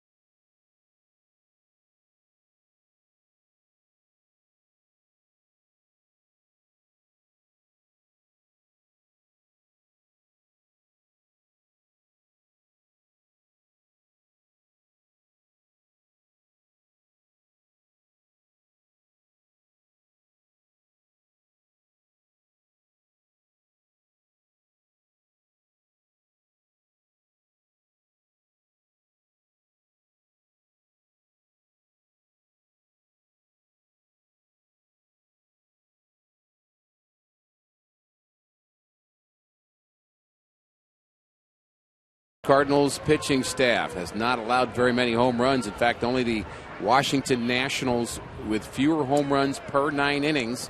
Derek Lilliquist's staff keeps the ball in the ballpark. And both pitchers have done that today. There haven't been, I think the Tribe had hit 7 home runs in 7 games coming in, and they haven't hit a home run in this series. So glad that first pitch wasn't a home run, because I think about all the tweets I would have received. You too, with your 70 million followers. No, excuse me, 76. 76. Oh, you're up to good. No, I cut it off at that. Didn't know you could 2 cut years it off. ago. 0-2 to Brantley, who's walked and flown out to center. It's like Kevin Segrist is throwing with Michael Wacha, whose pitch count is at 102.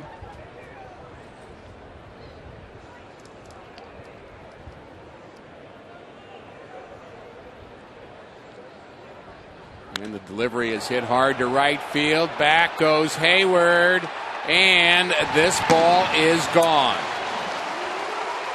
Home run, Brantley.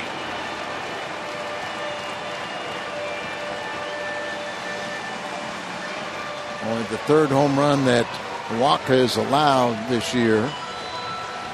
And I can't wait to hear your phone pinging. 76 million tweets headed your way. Mistake by Wacha into the teeth of the wind. Brantley, it's his 4th. Outstanding player, hard to keep him down. I mean, you get this type of game, you figure it's either going to be a home run or it's going to be somebody going to lose it with making a key error at a bad time. Little flare left side. That's going to drop. Moss headed to second. Reynolds gets it in quickly, but standing up with a double is Brandon Moss. Well, one was hit hard. This one wasn't.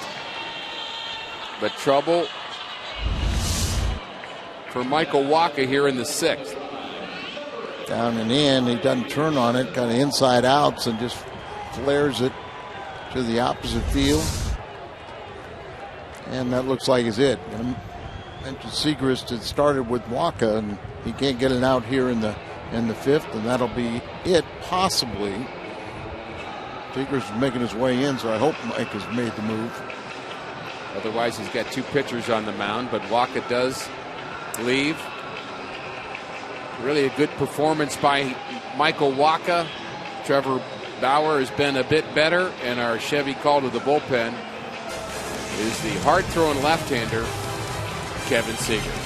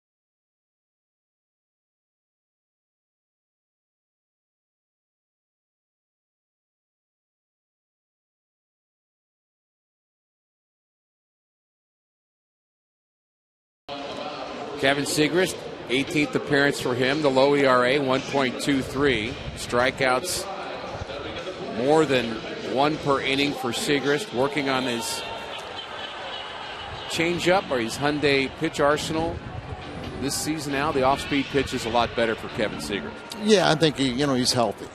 He hadn't quite matched the velocity that he had in 2013, but the form and the nerve issues are gone. 16 of his 17 appearances have been scoreless.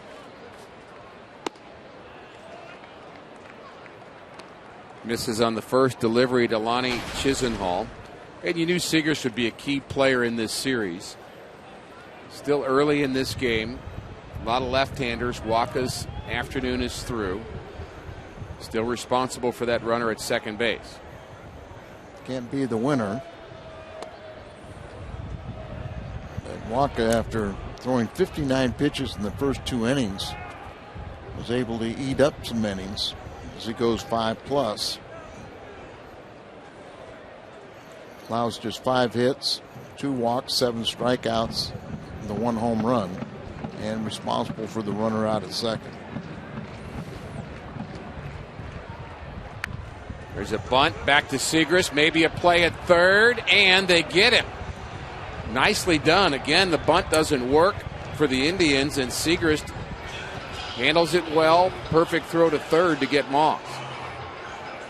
And Moss just slides right in the tag as Carpenter was just laying the glove on the throw, but bunts it right back to the pitcher, and Segrist gets to it. You see Yachty pointing to third, and Carpenter just waiting for the tag.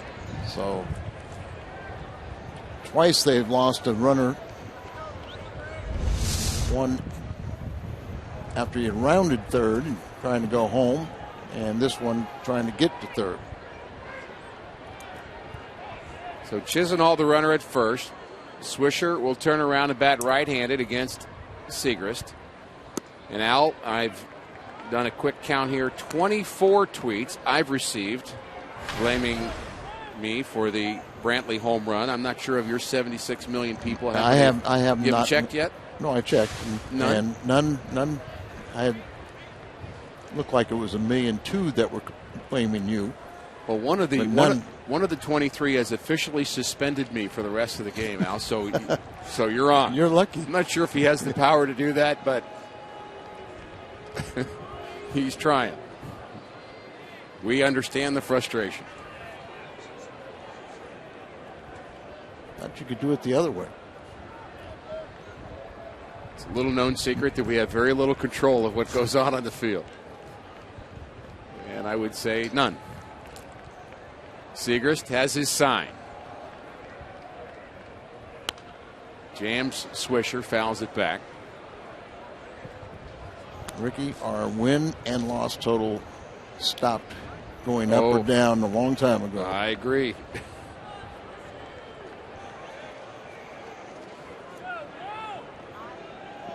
I'm up to 24 and counting. We're getting nastier. But it'll all be good when the Cardinals get that 4-run ninth that you were planning on.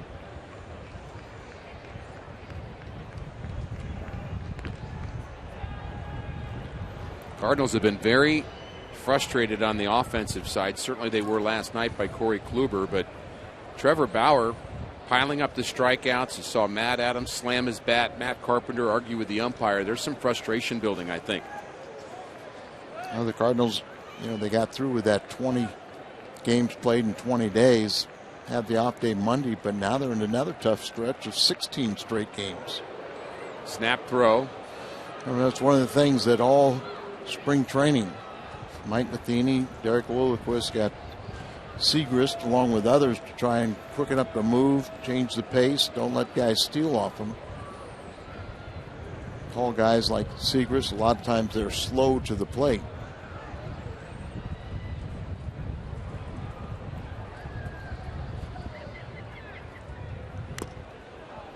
Big swing there by Swisher. And really, that last bunt, we'll have to see how the rest of the game goes, but that could be a critical play in this game. A runner at second base, nobody out. The bunt not successful. You've got a well-pitched game. Those little things can absolutely make the difference. And we're talking about a home run or a miscue, an error or not execution of the fundamental beat you.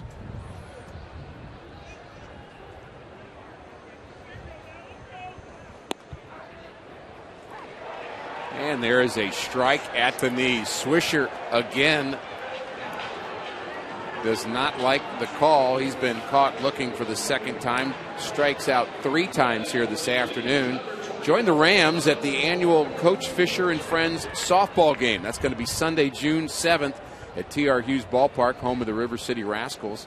All the proceeds from this event will benefit 5 charities, including the Backstoppers, the Jack and J.T. Snow Scientific Research Foundation, and the Wounded Warrior Project. For more information or to purchase tickets, visit stlouisrams.com. We mentioned how all the call third strikes against the Cardinals today, but there have been plenty on the Indian side too. Again, 2 for Swisher, 5 overall, caught looking, so that right hand has been busy for Tim Timmons. Yeah.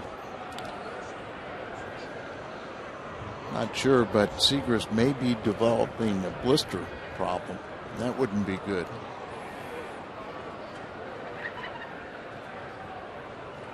Good news, Al. I've been reinstated on Twitter. Paid my penalty.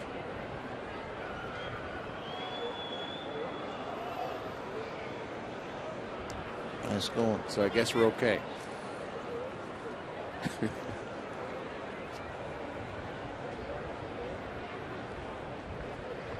Michael Bourne, triple, strikeout victim, facing the lefty Siegrist. Base hit to right. Chisenhall wants to go to third. Strong throw, not in time from Hayward. Boy, do I love to watch him throw.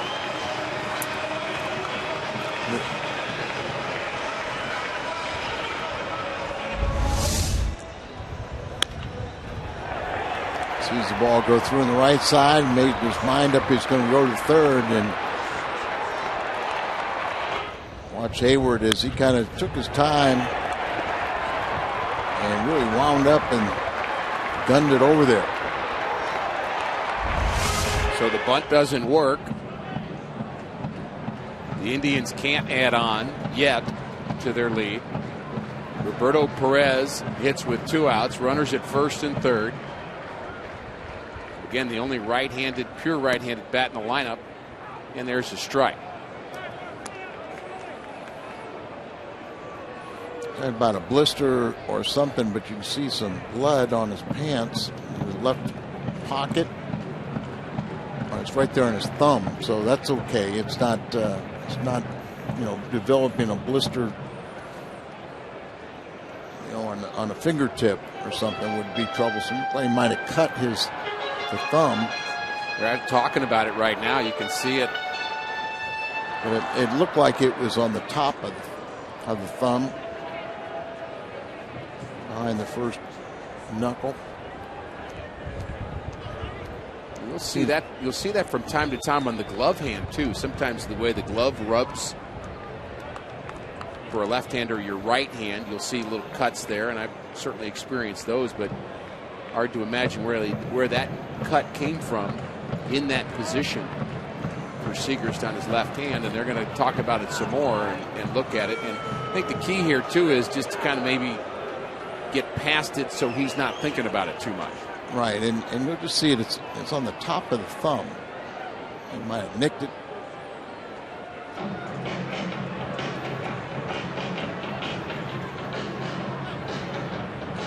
There you go, Carp. Got the way of that surgery. Greg Hawk, head trainer for the Cardinals, and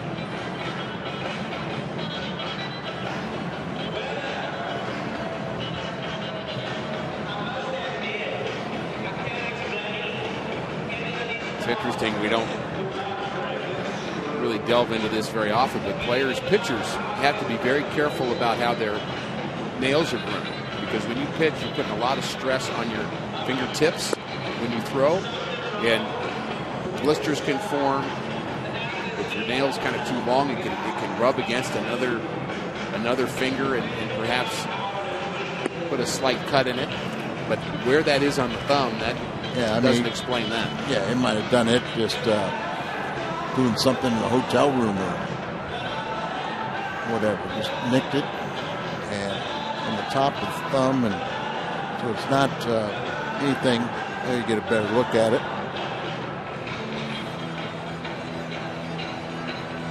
Although where that is on the thumb, you could see kind of the grip of a fastball underneath the baseball. The ball resting on that part of your thumb.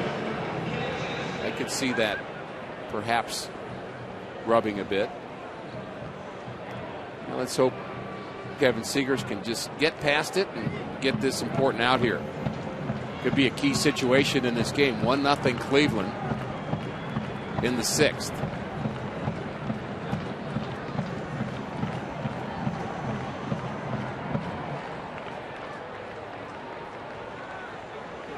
There goes the runner, and a fake throw by Molina, and they got the runner hung up, headed home, and he is out. What a play by Molina. The fake throw to second. He gets Chisenhall to bite. Then they pick him off at third.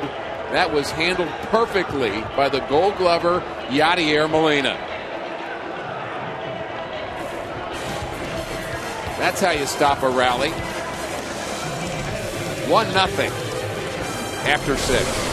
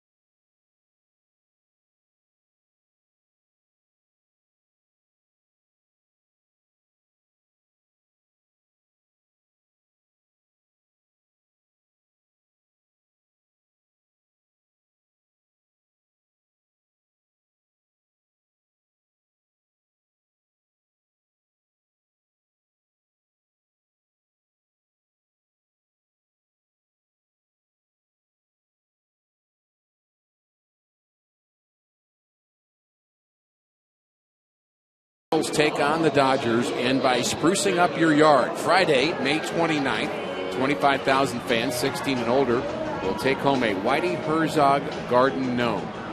Tickets at cardinals.com/promotions.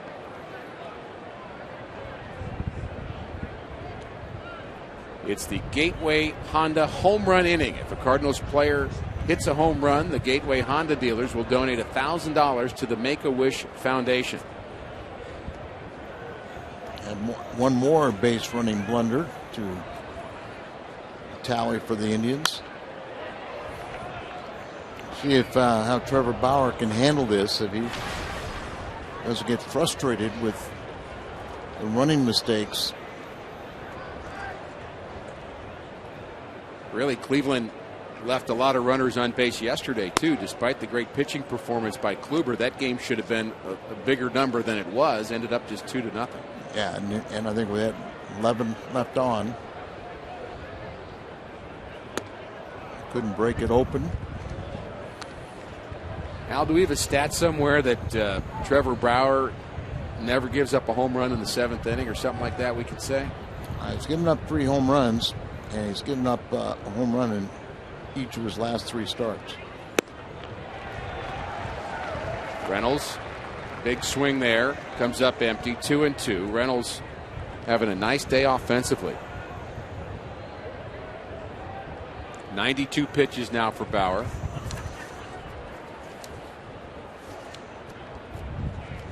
And the 2-2. Waves at it for another strikeout. That's 4 of the last 5. Actually, 5 of the last 6 Cardinals have now struck out. 9 today, 18 last night.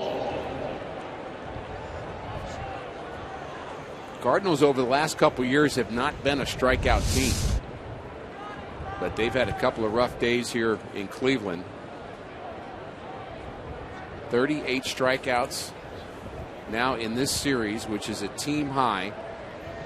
The records go back to 1914.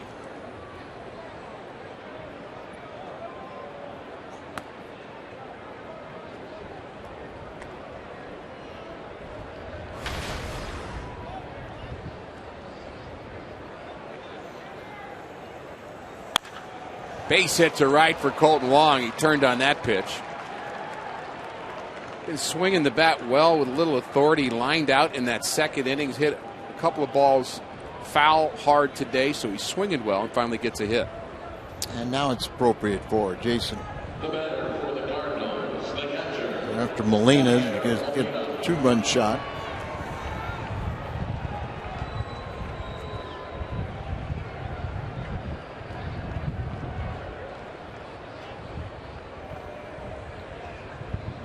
Single and a strikeout for Yachty.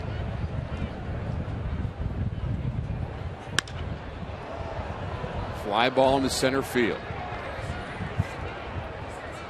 See the wind bring that ball in, and again Bourne trying to play that off to the side a bit, and that ball almost popped out of his glove. Hyatt Regency St. Louis at the Arch is offering an incredible Cardinals package this season that includes overnight accommodations, tickets to a weekend home game, a personalized slugger bat, and a $25 credit to Brew House or Red Kitchen and Bar. Book today at 314-655-1234, or you can visit stlouisarch.hyatt.com. Ball almost popped out of the glove of Mr. Bourne. Now I'm looking for Hayward to pop one and give the Cardinals a 2-1 lead. It's a good plan.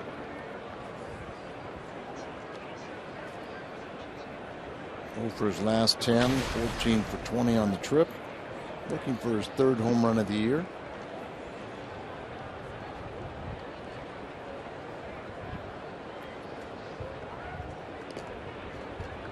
Cardinals have just 4 hits in this game. The Indians 6. Indians have left 6. You mentioned their base running issues, and we're going to get a visit to the mound. Mickey Callaway is their pitching coach.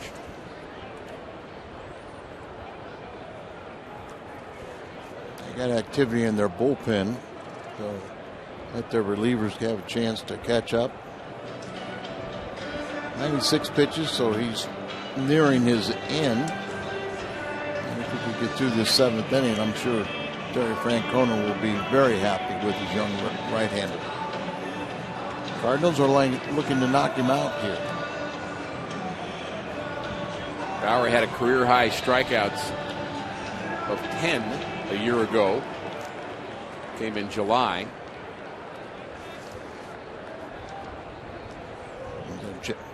Zepchinski and the lefty, and Zach McAllister, the right-hander.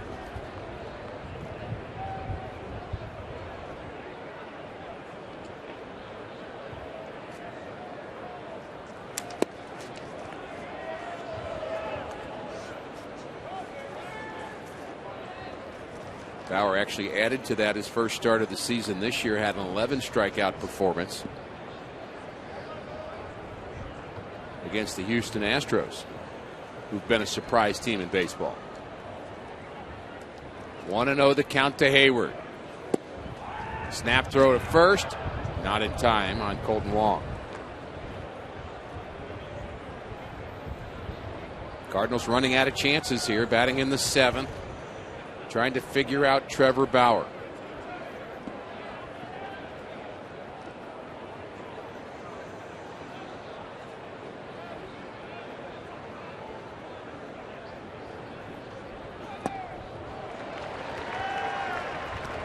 Bauer's really had that pitch down and in on left-handers that they just continue to swing over the top of. Very good deception on that delivery. Like I said, he was a top prospect in the Arizona chain, and curveball and changeup were rated as the best. It was hard enough, but got these guys guessing and guessing wrong most of the time. Shakes his arm off in between pitches. You get the feeling that his arm hurts, but that's not the case. He's been doing it all game long. Just one of his little habits that he does. He's got plenty of those. Fans urging him on here. 2-2. To Hayward. Swing and a miss. Another strikeout for Bauer. He gets Hayward. Time to stretch in Cleveland.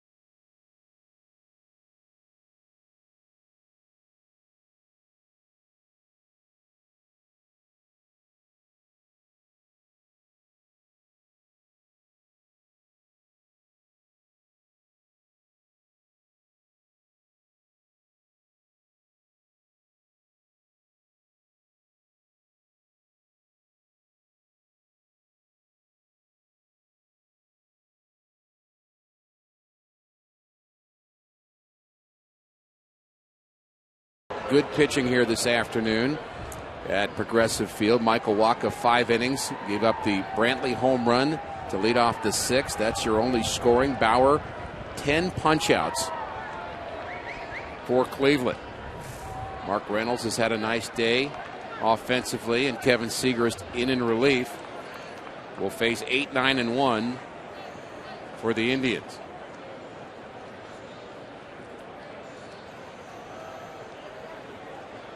Well, if you like pitching, this is your kind of game.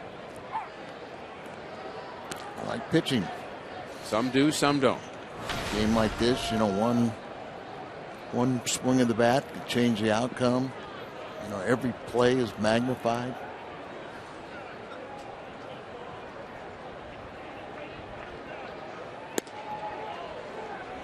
Managerial decisions have more bearing on the outcome.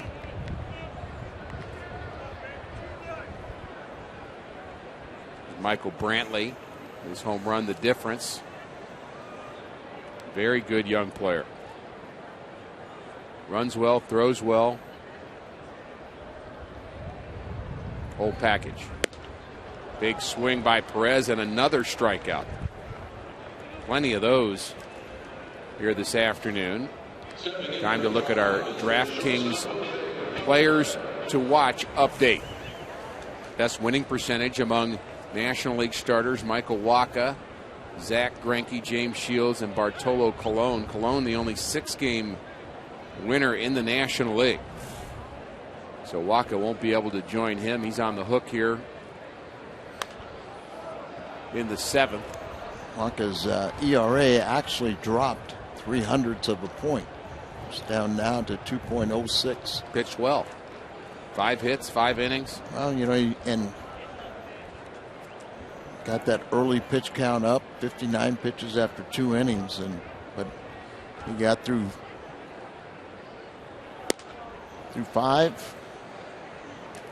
Good example of why that's important in this game today. I mean, that heavy pitch count, you say, well, you know, doesn't matter, but you get to the 5th or 6th inning and Wacha's done. He can't continue. And I know Mike Matheny, John Mozeliak are looking for ways to keep his innings down, his pitches down over the course of the year, both he and Carlos Martinez, and you know, you just don't want to push a guy in a game like this. Well, you think about it even beyond that, you know, with Adam Wainwright out all year, you're going to say, like, if Jaime Garcia or Marco Gonzalez, those guys are going to be limited in innings.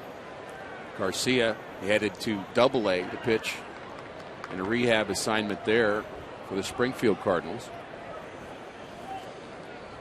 Plenty of decisions ahead as far as the Cardinals' rotation is concerned. Ground ball, right side. Adams, good play. Turns and flips. Nicely done.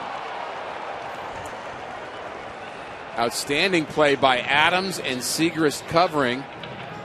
And they get to Speedy Ramirez. Yeah, it really is. And, you know, Matt Adams has been struggling offensively, but you don't take it to the field and show good range, good instincts on that. And Segrist, remember, he's got to break to that right side. And here you see the slide right over into foul territory, and there's Segrist right there at the bag. Bang, bang play, but Segrist steps on the bag first. What a great look at that, too. No time to think about it for Adams. He had to just spin and flip all at the same time. And remember, depending on how that ball goes down the line or where it, and the running speed of the batter determines how direct you go to the first base bag. If you got plenty of time, you run parallel to the line, but a play like that, you got to race straight to the bag and hope you get there and can push off before you get into a collision with the runner. So Segrist did his part. Adams certainly did his, and I think your point is great about Matt Adams making a contribution in a game where he's been frustrated at the plate, but you still go out there and you contribute in some way.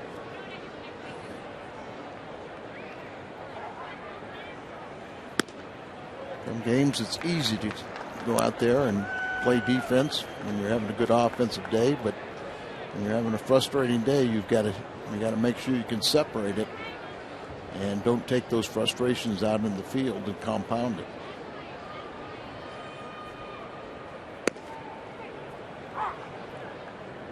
The old basketball expression that you rest on offense and you work on defense doesn't exactly equate to baseball, but part of that thought is true, that, you know, defense is a time where you've got to stay tough mentally, because you don't really know in this game. I mean, you could be playing in left field Mark Reynolds all day and not get a chance. Right. But then with the game on the line, the ball may come your way and you better be ready. Adams was certainly ready for that play. Sunflower seeds. Yeah. He's ready. The 3-2. Yachty can't hold on. Just a little piece of that ball by Kipnis, who is 2 for 3. And those guys that just gets in your head, kind of a nuisance.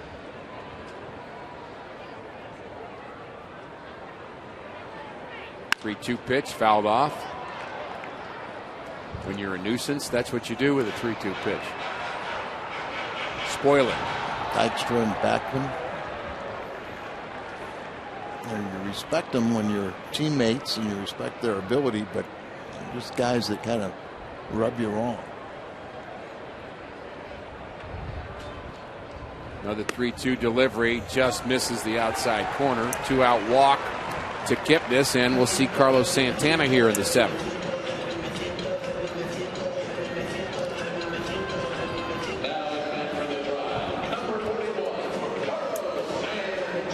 Santana 0 for 3.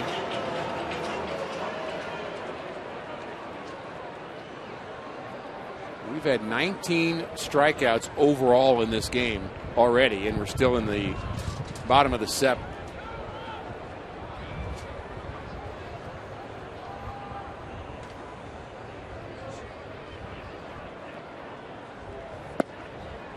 (22 strikeouts in the game last night overall. Both days, the majority are on the wrong team. Cardinals 18 last night, 10 again today. See if Kipnis will try to run here, get into scoring position. 2-0 to Santana. And it's not the first time we've said that in this series. Seems like he's always ahead in the count.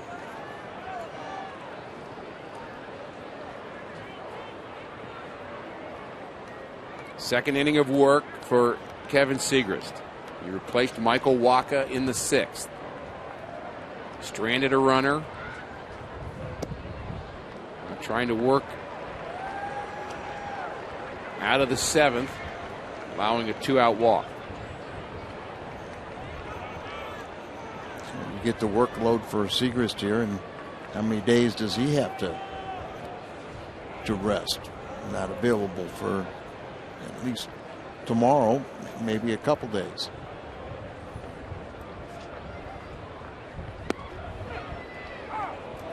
.94 from Segrist. That's such a live arm, doesn't he? The ball just jumps out of his hand. Kind of a nice, easy delivery. Like Wacha, very tall. And like you said, though, the ball just kind of jumps out. Doesn't look like a lot of effort. The ball gets on you quickly. That is actually one of the best things you can say about a pitcher, is that it doesn't look like a lot of effort. It is, but nice and smooth, and then the ball jumps. And when you're really going well, just everything's nice and easy, and the ball just looks like it, with no effort to release it, the ball just jumps out of your hand. Runner will be moving. 3-2, 2 outs. And the pitch. Pulled foul. Watch out, Mike Sarbaugh.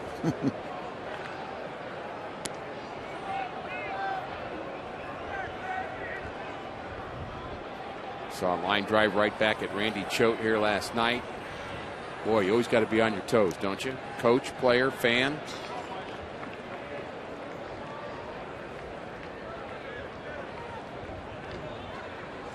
Kipnis, the short lead, but he'll be taken off.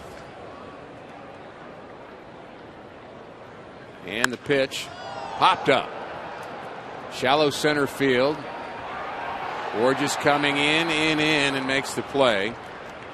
So Segrist works through the 7th. Cosma, maybe he'll get something going in the Cardinals 8th.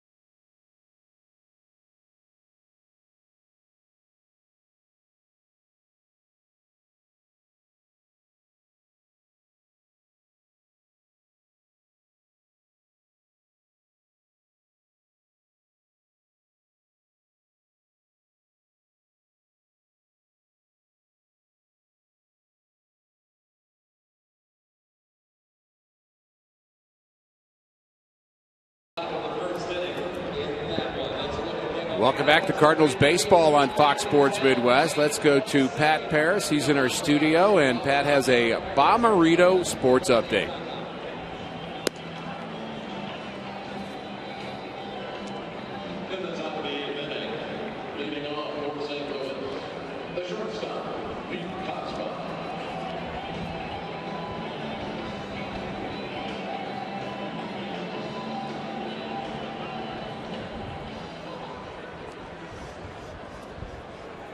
Good preview on the Tigers. We'll see them over the weekend. We talked about the pitching matchups. David Price on Saturday, and we'll see Carlos Martinez in the opener tomorrow. Pete Kozma 0 for 2 leads things off here in the 8th inning, and the Cardinals have really gone into a tailspin offensively in this series, and maybe Kozma can get things going. Watch out, another fastball up and in. Backs him off the plate. Since the Matt Holliday home run that came in the 8th inning on Tuesday, the Cardinals have not scored, and they're just 5 for their last 56 overall with 30 strikeouts. Yeah, not good. And Bauer's made a couple pitches up and in to the right-handed batters, and it's just not comfortable. You get you guys thinking about that, and they're not aggressive. Seen a lot of called strikes. They've struck out 10 today.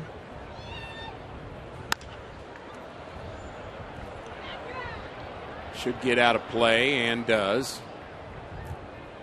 Bauer, very similar to me. Of course, you talked throughout the game about how the line was similar from Wacha to Bauer, but really kind of similar pitchers in the fact that they were polished college pitchers. Bauer out of UCLA that you mentioned as well, and Wacha out of Texas A&M, but both first-round picks that when you get drafted that high, the assumption is you'll quickly get to the big leagues, and both have. Bauer maybe not the command that Wacha has. Hard hit to left, but it's going to carry to Brantley for out number 1.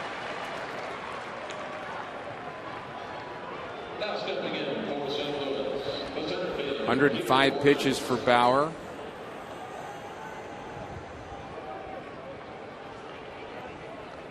Their closer we saw here last night is Cody Allen. Picked up his 5th save.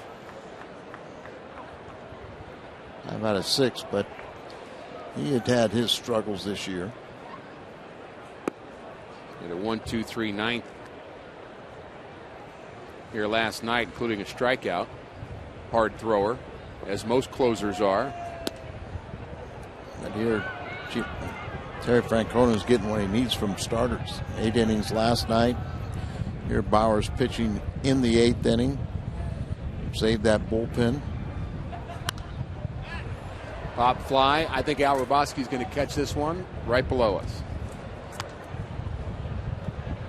If Dan was here, he would have caught it. If I had my glove, I would have. No, you wouldn't have. Unless you could fly. Well, I would have had to lean out a little bit, but could have made that play. The 2-1. Breaking pitch spins high. 3-1. Cardinals need a base runner. This game could change. That's it. Get on a dime. Base runner, and then the potential tying runs in the batter's box. There it is. And there it is. A speedy base runner. A walk in the 8th inning often hurts you, and Terry Francona may have seen enough of Bauer and what he's seen so far. He's got to love. Zepchinski, the former Cardinal, will come on to face Carpenter, and a nice round of applause for the 24-year-old right-hander Trevor Bauer. Cardinals maybe making a move here in the 8th.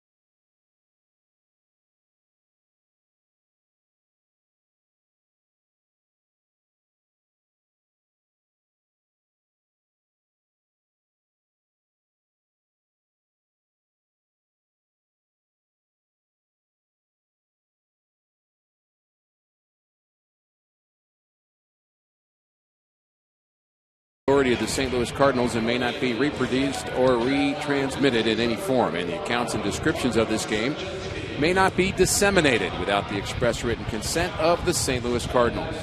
Plenty of Cardinal fans on hand here this afternoon, hoping for some late magic. Our Chevy call to the bullpen is former Cardinal left-handed reliever Mark Zepchinski. And you would think this is probably going to be one batter here for Zep. You see his numbers. His ERA here at home is 8.31. Left-handed batters are batting .300 against him. 6 for 20.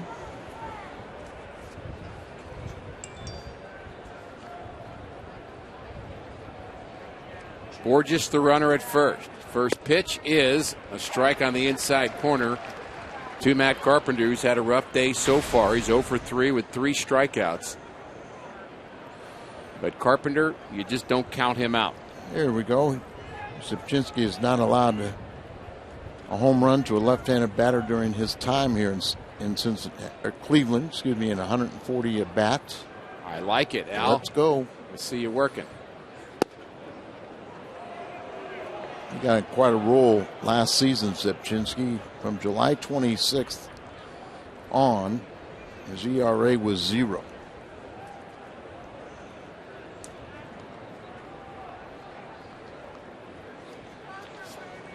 I'll put all the do factors out there for him. You did. Borges, nice lead. And the pitch to Carpenter misses inside. And you'd guess that this would be his only batter that he would face, as you mentioned, Al, with Holiday on deck. And Terry Francona mentioned to me on Friday that he's been getting the lefties out, but not the righties. Of course, lefties, as I said, are batting .300 against him. Righties .250. But McAllister is warming up. Right-handers are batting .358 against him.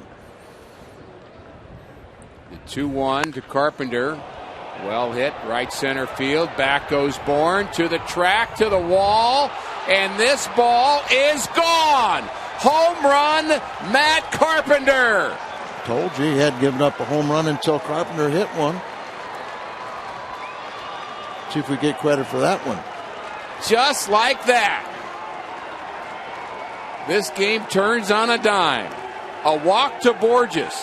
Carpenter home run number 6. And the Cardinals take the lead in the 8th. And we'll have a pitching change.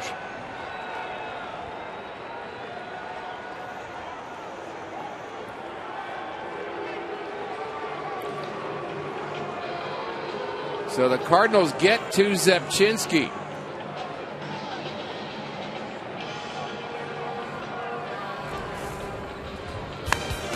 Carpenter spoils the performance of Trevor Bauer, who can only watch.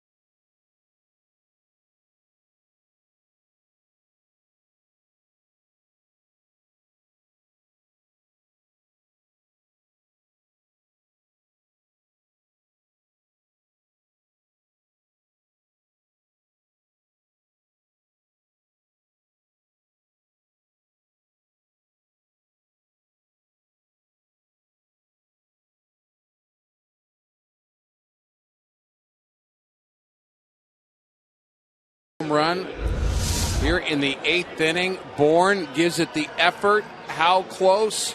Just over the glove. Glove comes off. Ball hits on the top of the fence and goes out. Terrific effort by Bourne. 402-foot home run off the bat of Matt Carpenter, excuse me. Matt Holliday at the plate. He can hit one too. Facing McAllister. McAllister, the righties are batting .358 against him. 19 for 53 with 1 home run.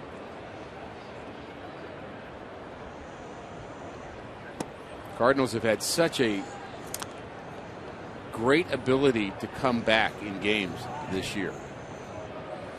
We've seen it time and time again. As good as they've been the last few years, that was not a trait that they had. Big swing by Holliday. Goes straight back. 9 times the Cardinals would jump out to a lead and then just sit on it. Other times, if they fell behind, they just couldn't catch up. But this year, it's a little different. They're an exciting ball club that you never can count them out.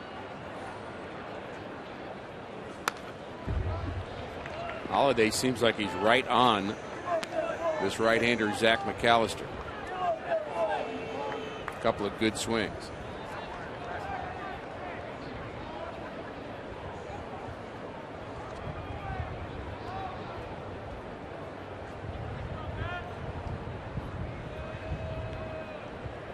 The 2-2.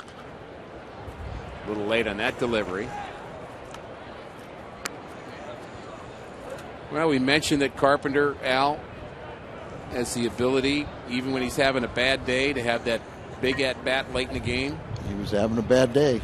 And he was. And right now it's a good day. But 6 more outs to get. How big are those base running mistakes? Exactly.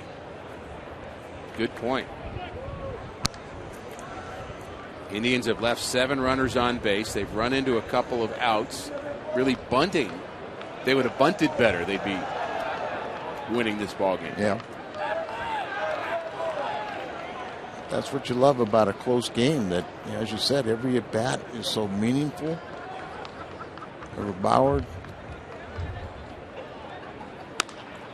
There's a long fly ball down the left field line. It's curving towards the left field line, and it's foul ball, but foul ball. And did he catch it? He did. Yeah, the umpire was walking down the line, waited for him to turn around or turn over beyond our sight line, so we couldn't see it. Reaches out, hits the wall, knocks him down, and they waited to see if he would extract the ball, reach in and take the ball out before they called it a catch. Nice play. He was a good all-around player. Brantley.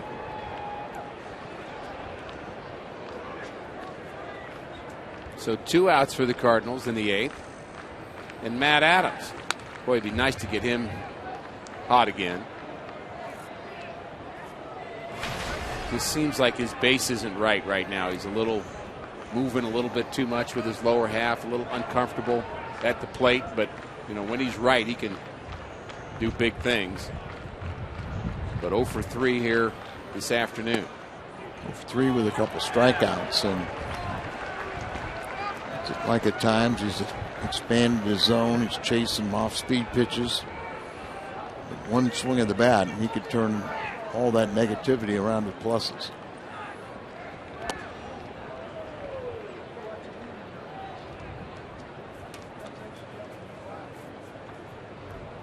Cardinals have just 5 hits in this game, but now have the lead in the 8th inning, thanks to Matt Carpenter. Peter Borges, a 1-out walk. Carpenter, the home run.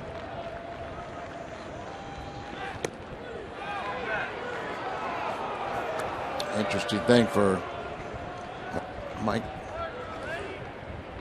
Matheny is the fact he's had Segras out there, and he's still got a bunch of lefties, but he's thrown close to 40 pitches.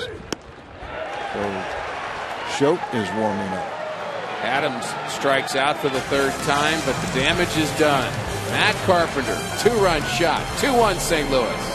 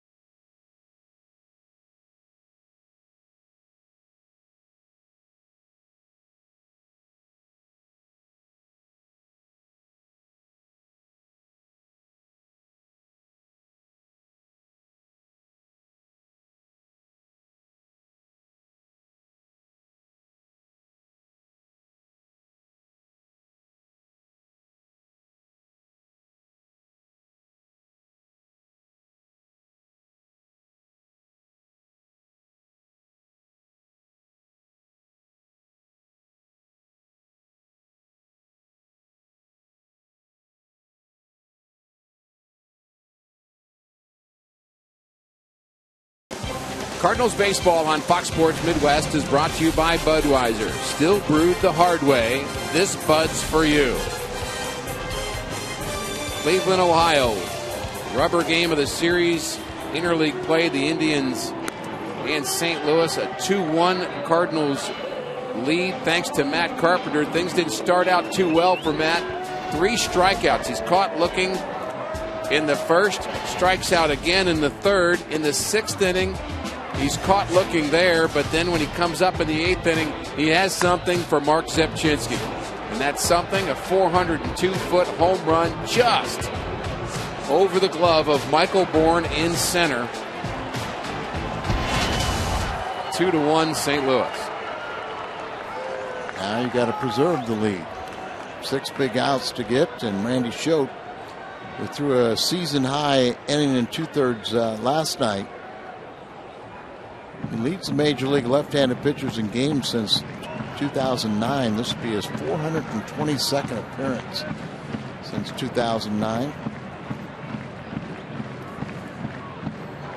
Facing the lefty Brantley in Moss, a lefty on deck, but Ryan Rayburn is their right-handed pinch hitter, and he is in the on-deck circle, so we may see Seth Maness, who's getting loose for St. Louis. Also Trevor Rosenthal starting to throw.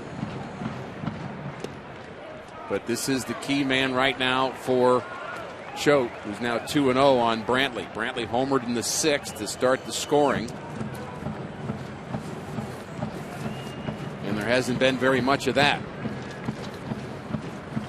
2-1 St. Louis.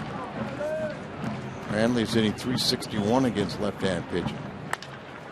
Ground ball right side. Choate gets his man as Wong throws out Brantley. Big out. Good way to start the 8th. And here's the pinch hitter Rayburn. Perfect location for Choate. Here comes Matheny. Nice going, Randy. 3 days in a row. 28 pitches last night, 2 the day before, and he got his man here today. When you throw 3 pitches, you either have a good day or a bad day. And Randy Choate has had another good day.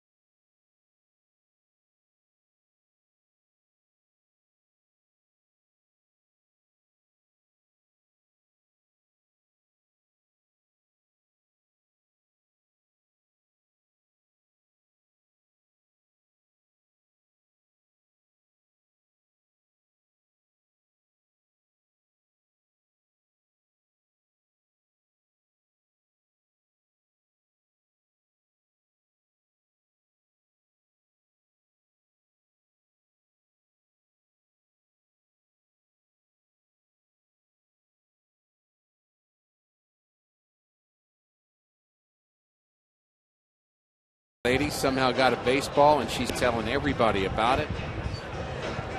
Enjoying Thursday afternoon baseball here at Progressive Field in Cleveland. Seth Maness, pitcher number 4 in the afternoon for St. Louis. He is the Chevy called to the bullpen. He's making his 18th appearance, but he's had 4 days off. So a well-rested Seth Maness. Doesn't need to get a double play ball here. He just needs to get a couple ground balls and get out of this inning, turn it over to Rosenthal. Facing Ryan Rayburn, who had a pinch hit double in game 1 of this series.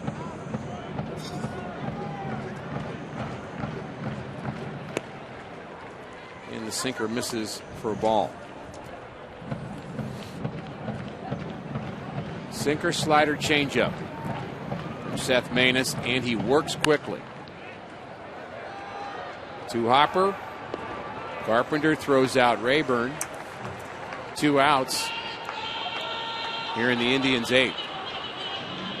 And the whole mood of this game has changed with that one swing of the bat by Matt Carpenter. Got a nice group of Cardinal fans that have been here in Cleveland, but this stadium has gotten very quiet after the Carpenter home run.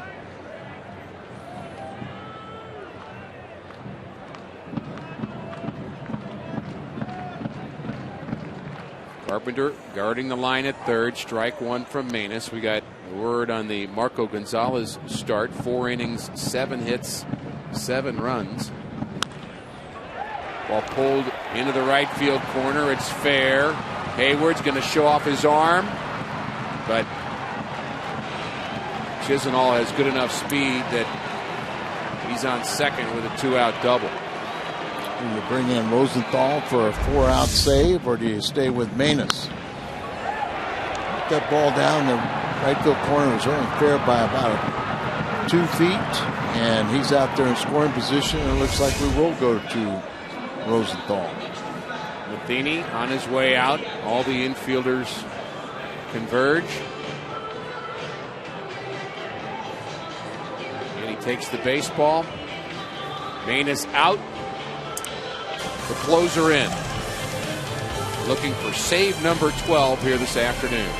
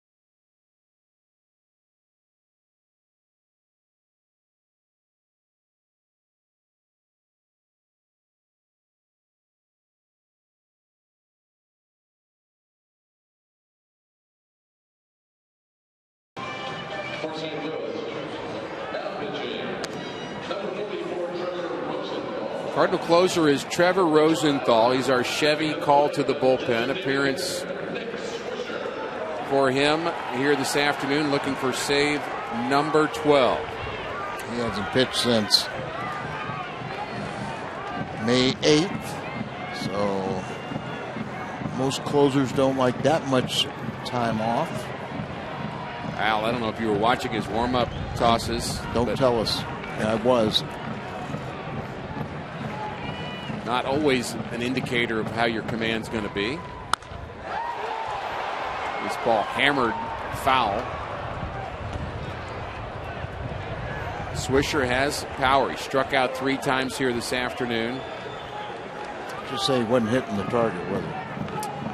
Always the issue with Trevor. When he's on, he's terrific. He's got strike one. Change up. Now he's got strike two. Swisher's been agitated all afternoon at the strikes being called on him. He's been caught looking twice, and if he's caught again, he might snap.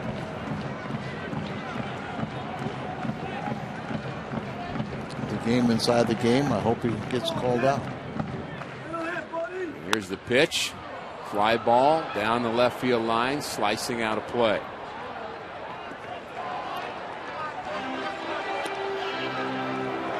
Rosenthal's throwing 3 pitches, 3 strikes. That's 3 more than he did in his warm-up tosses. Exactly right. No scoring till we got to the 6th inning. Michael Brantley, leadoff home run, made it 1-0. Matt Carpenter, 2-run shot in the top of the 8th inning has given the Cardinals the lead. Trevor Rosenthal looking for a 4-out save for Mike Matheny. And the pitch just misses. There was your opportunity. You rung him up there. Yep. Snap. Yeah. I would say so. We didn't mean the bat. No.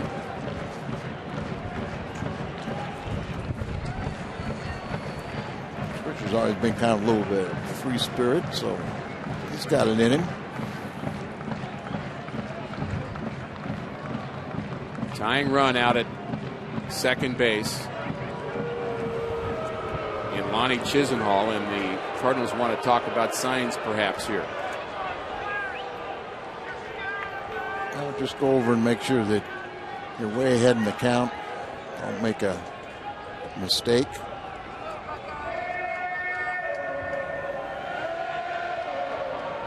Molina's been a party to those questionable calls and seen Swisher's reaction, so he might tell him, hey, you were ahead to 1 ball, 2 strikes. Let's see if we can get him a little bit, go after a borderline pitch and see if we can get him to snap.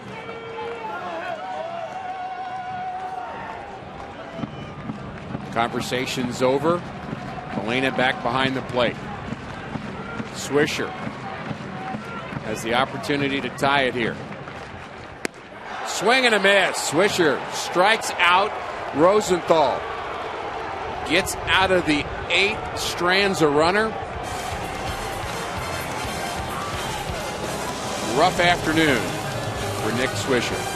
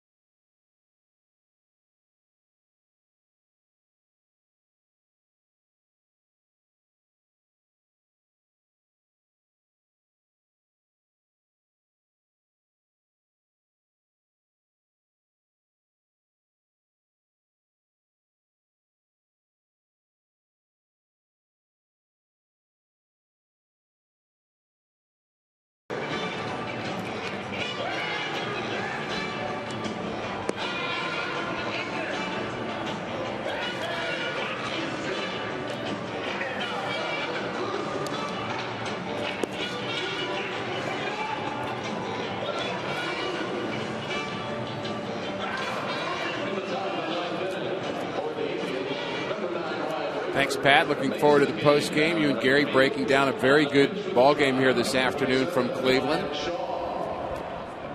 Brian Shaw will be the fourth pitcher that Terry Francona has used today. Trevor Bauer, the starter, went 7 1/3, 10 strikeouts.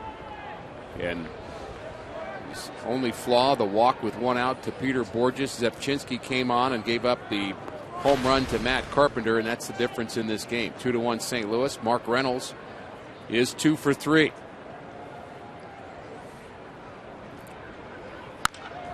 Hard hit to right. Rayburn, who just took over in right field, gets immediate action. And we've seen Reynolds go to right field a little bit more, as Shaw is our Chevy call to the bullpen. 18th appearance. We saw him come in Friday night. He came over from Arizona in the same deal that brought Trevor Bauer, the starter who pitched very well, but will get a no decision. Both starters no decision. This is one of those 3 team trades.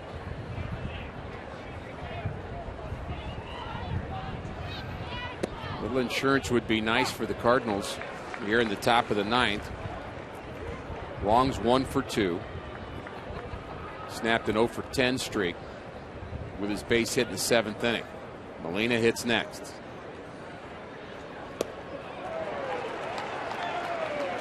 Al, I mentioned the line quickly of Marco Gonzalez, who pitched today. 4 innings, 7 runs, 2 walks, 2 strikeouts, and he gave up 3 home runs in a game at Colorado Springs.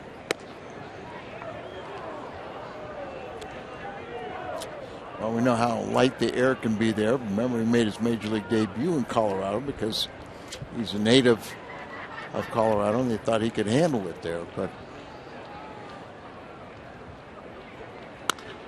ground ball right side, base hit for Wong. His second hit of the day. So the Cardinals, with a runner aboard in the top of the 9th inning, little ground ball single, finds a hole. my first thoughts when you're talking about Marco Gonzalez is he's still not right. Those 2 starts, numbers not very good, but. And that's certainly a thought, but you also, what you said about pitching in Colorado, you almost would have had to be there to see how good he was. That's true too. Those numbers can sometimes lie to you. But 7 runs in 4 innings is a cause for concern, no question.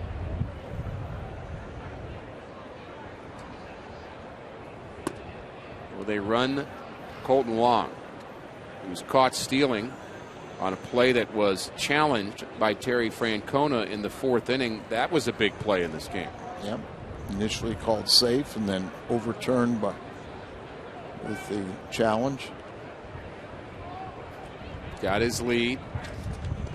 Draws the attention of Shaw. As we mentioned, with Molina at the plate, he's such a good hit and run candidate. Understands the zone so well. And likes to hit the ball to the right side of the infield where there's some room. That's when he's swinging the bat the best for me.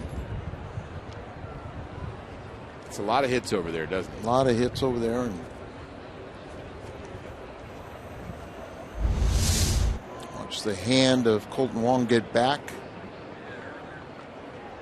The back half of the base. Replaced by foot. Don't step on the hand, but step on the base to replace. Kind of like Twister. You got to have something touching the bag at all times. Quintana looked like he was wearing shorts. Good look at the lead of Colton Wong. Will he go here? Not on this pitch. Swing and a miss by Molina.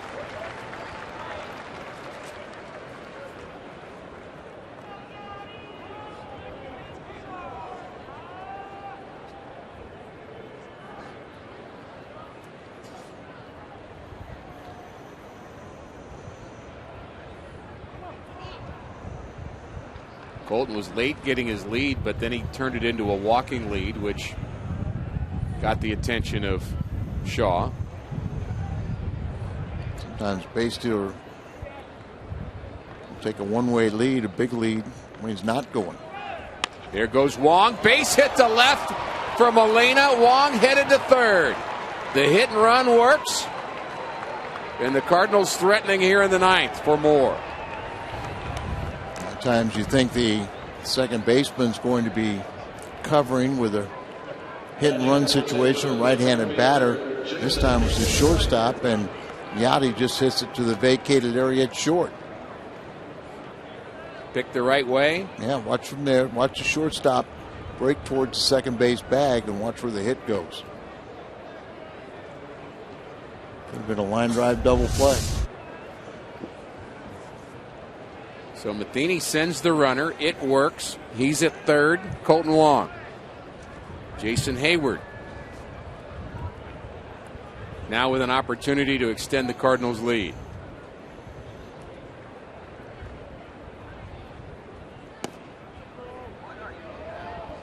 Breaking pitch misses away. Hayward 0 for his last 11 now. Good time to break out here. Hayward has moved all over the Cardinals lineup, hasn't he? Yes, he has. And slow start for Hayward. Always bring his good, strong defense with him. Personality kind of stays the same, and that's a good trait. And I like what he's done, the way he runs the bases, right, particularly first to third on base hits. I think that's becoming a little more contagious for these Cardinal runners. They become more aggressive. Ground ball right side. Kipnis has trouble getting it out of his glove, but they're able to turn the double play.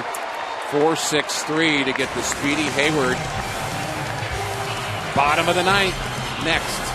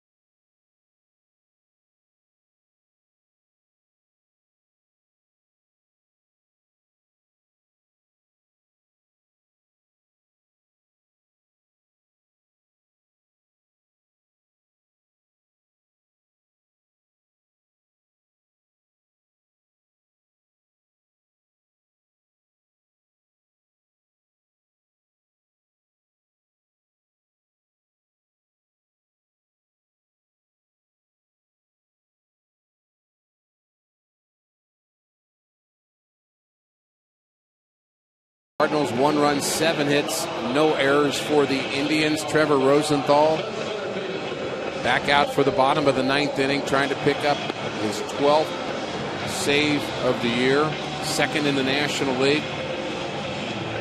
And Rosenthal will be facing the bottom of the order for the Indians. The Cardinals with an opportunity here to win a series against the Indians for the first time ever. They're 0-7.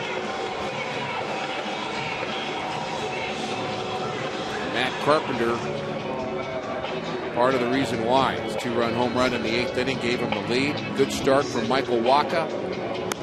Trevor Bauer, just as good, if not better, for the Indians. A 10 strikeout performance for him. And Rosenthal will contend with Michael Bourne, Roberto Perez, and Jose Ramirez.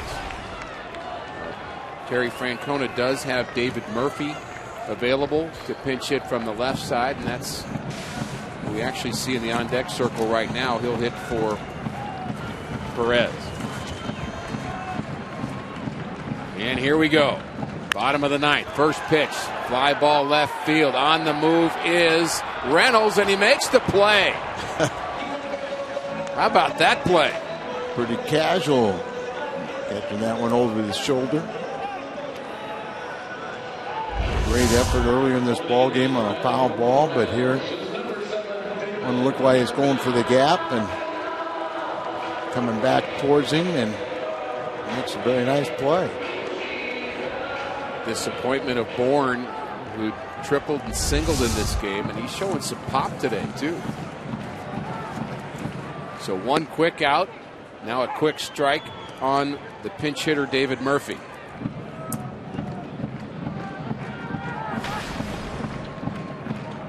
Rosenthal working out of the stretch this year to try to aid in his command.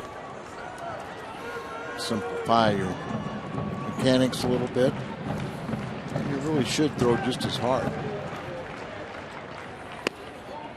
There's a good fastball at 97. 1-2 on Murphy. Do you believe that, Rick? Absolutely. You know, everybody thinks you throw harder out of windup, but it's counterproductive. Everything you do at the beginning is just to get you moving. Yeah, and you're moving away from home plate. But you get at one point where you just, before you start going forward, you kind of just sit down where you are in a stretch.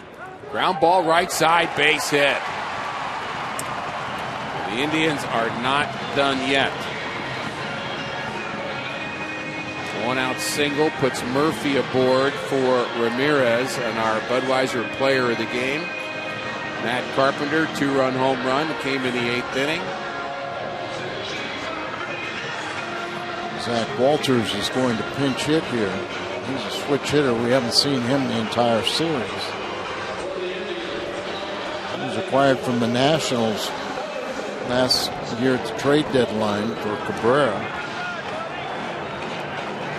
Spent the first 3 weeks of this season on the disabled list with a right oblique strain. He's 0 for 2 as a pinch hitter since his May the 8th recall. All over the diamond, very versatile player. Almost over the head of Molina. Versatile players are good to have, aren't they? With short benches. And when he was at AAA, he played third base, second base, first base, left field, and shortstop. Tying run now at first base in Murphy. Rosenthal misses low. That's going to bring out Yadier Molina for a talk.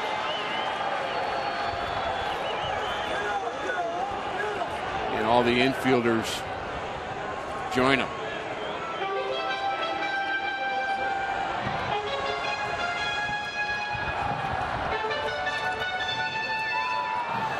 Yadi has the ability to really run the show as a player on the field more than most are able to do. And I think, you know, when Tony La Russa was here, and obviously with Mike Matheny, he's an extension of the coaching staff.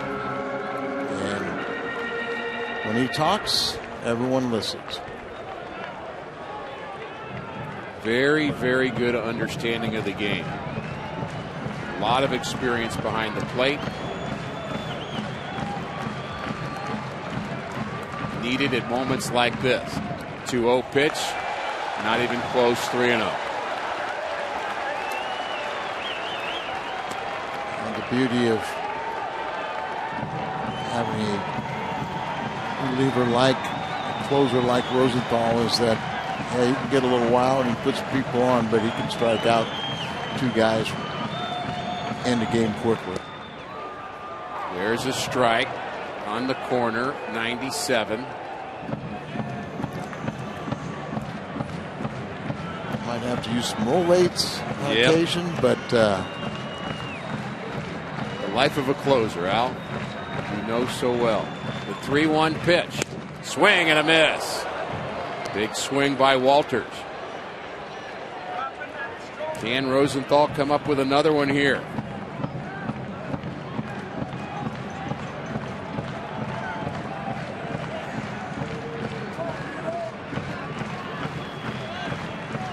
One down in the ninth. The pitch. Swing and a miss. He strikes out Walters. Rosenthal comes all the way back to get him. And the Cardinals are 1 out away now from winning this game and this series. Too close to take.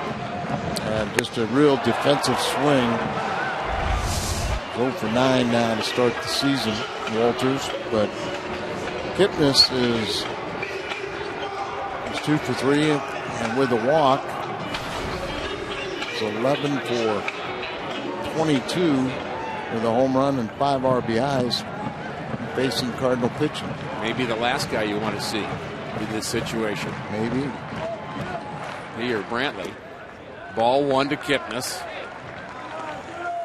Cardinals have gotten him out just one time here today. Rosenthal trying to finish it out. Swing and a miss. Strike 1 to Kipnis. Cardinals outfield extremely deep. No doubles defense against Kipnis. The 1-1. Fouled out of play. 1-2.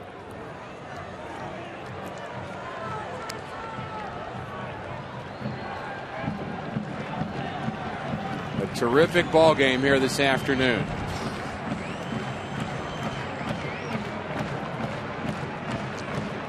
Indians down to their last strike. Kipnis at the plate. The 1-2 misses high. 2-2.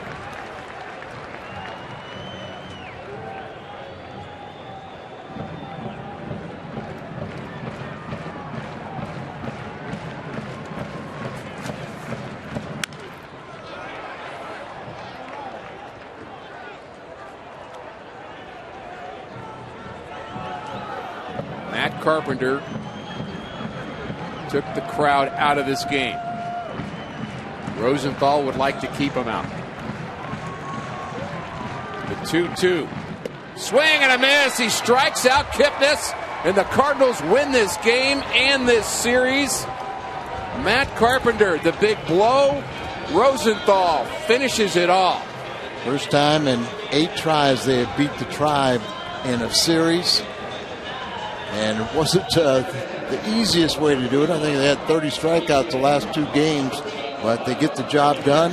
They take 2 out of 3, and they can enjoy a short ride home and open up a 3-game set against Detroit starting tomorrow night. Happy flight back to St. Louis. Mike Matheny's happy. Here's the defining moment. Carpenter home run. Postgame coming up next.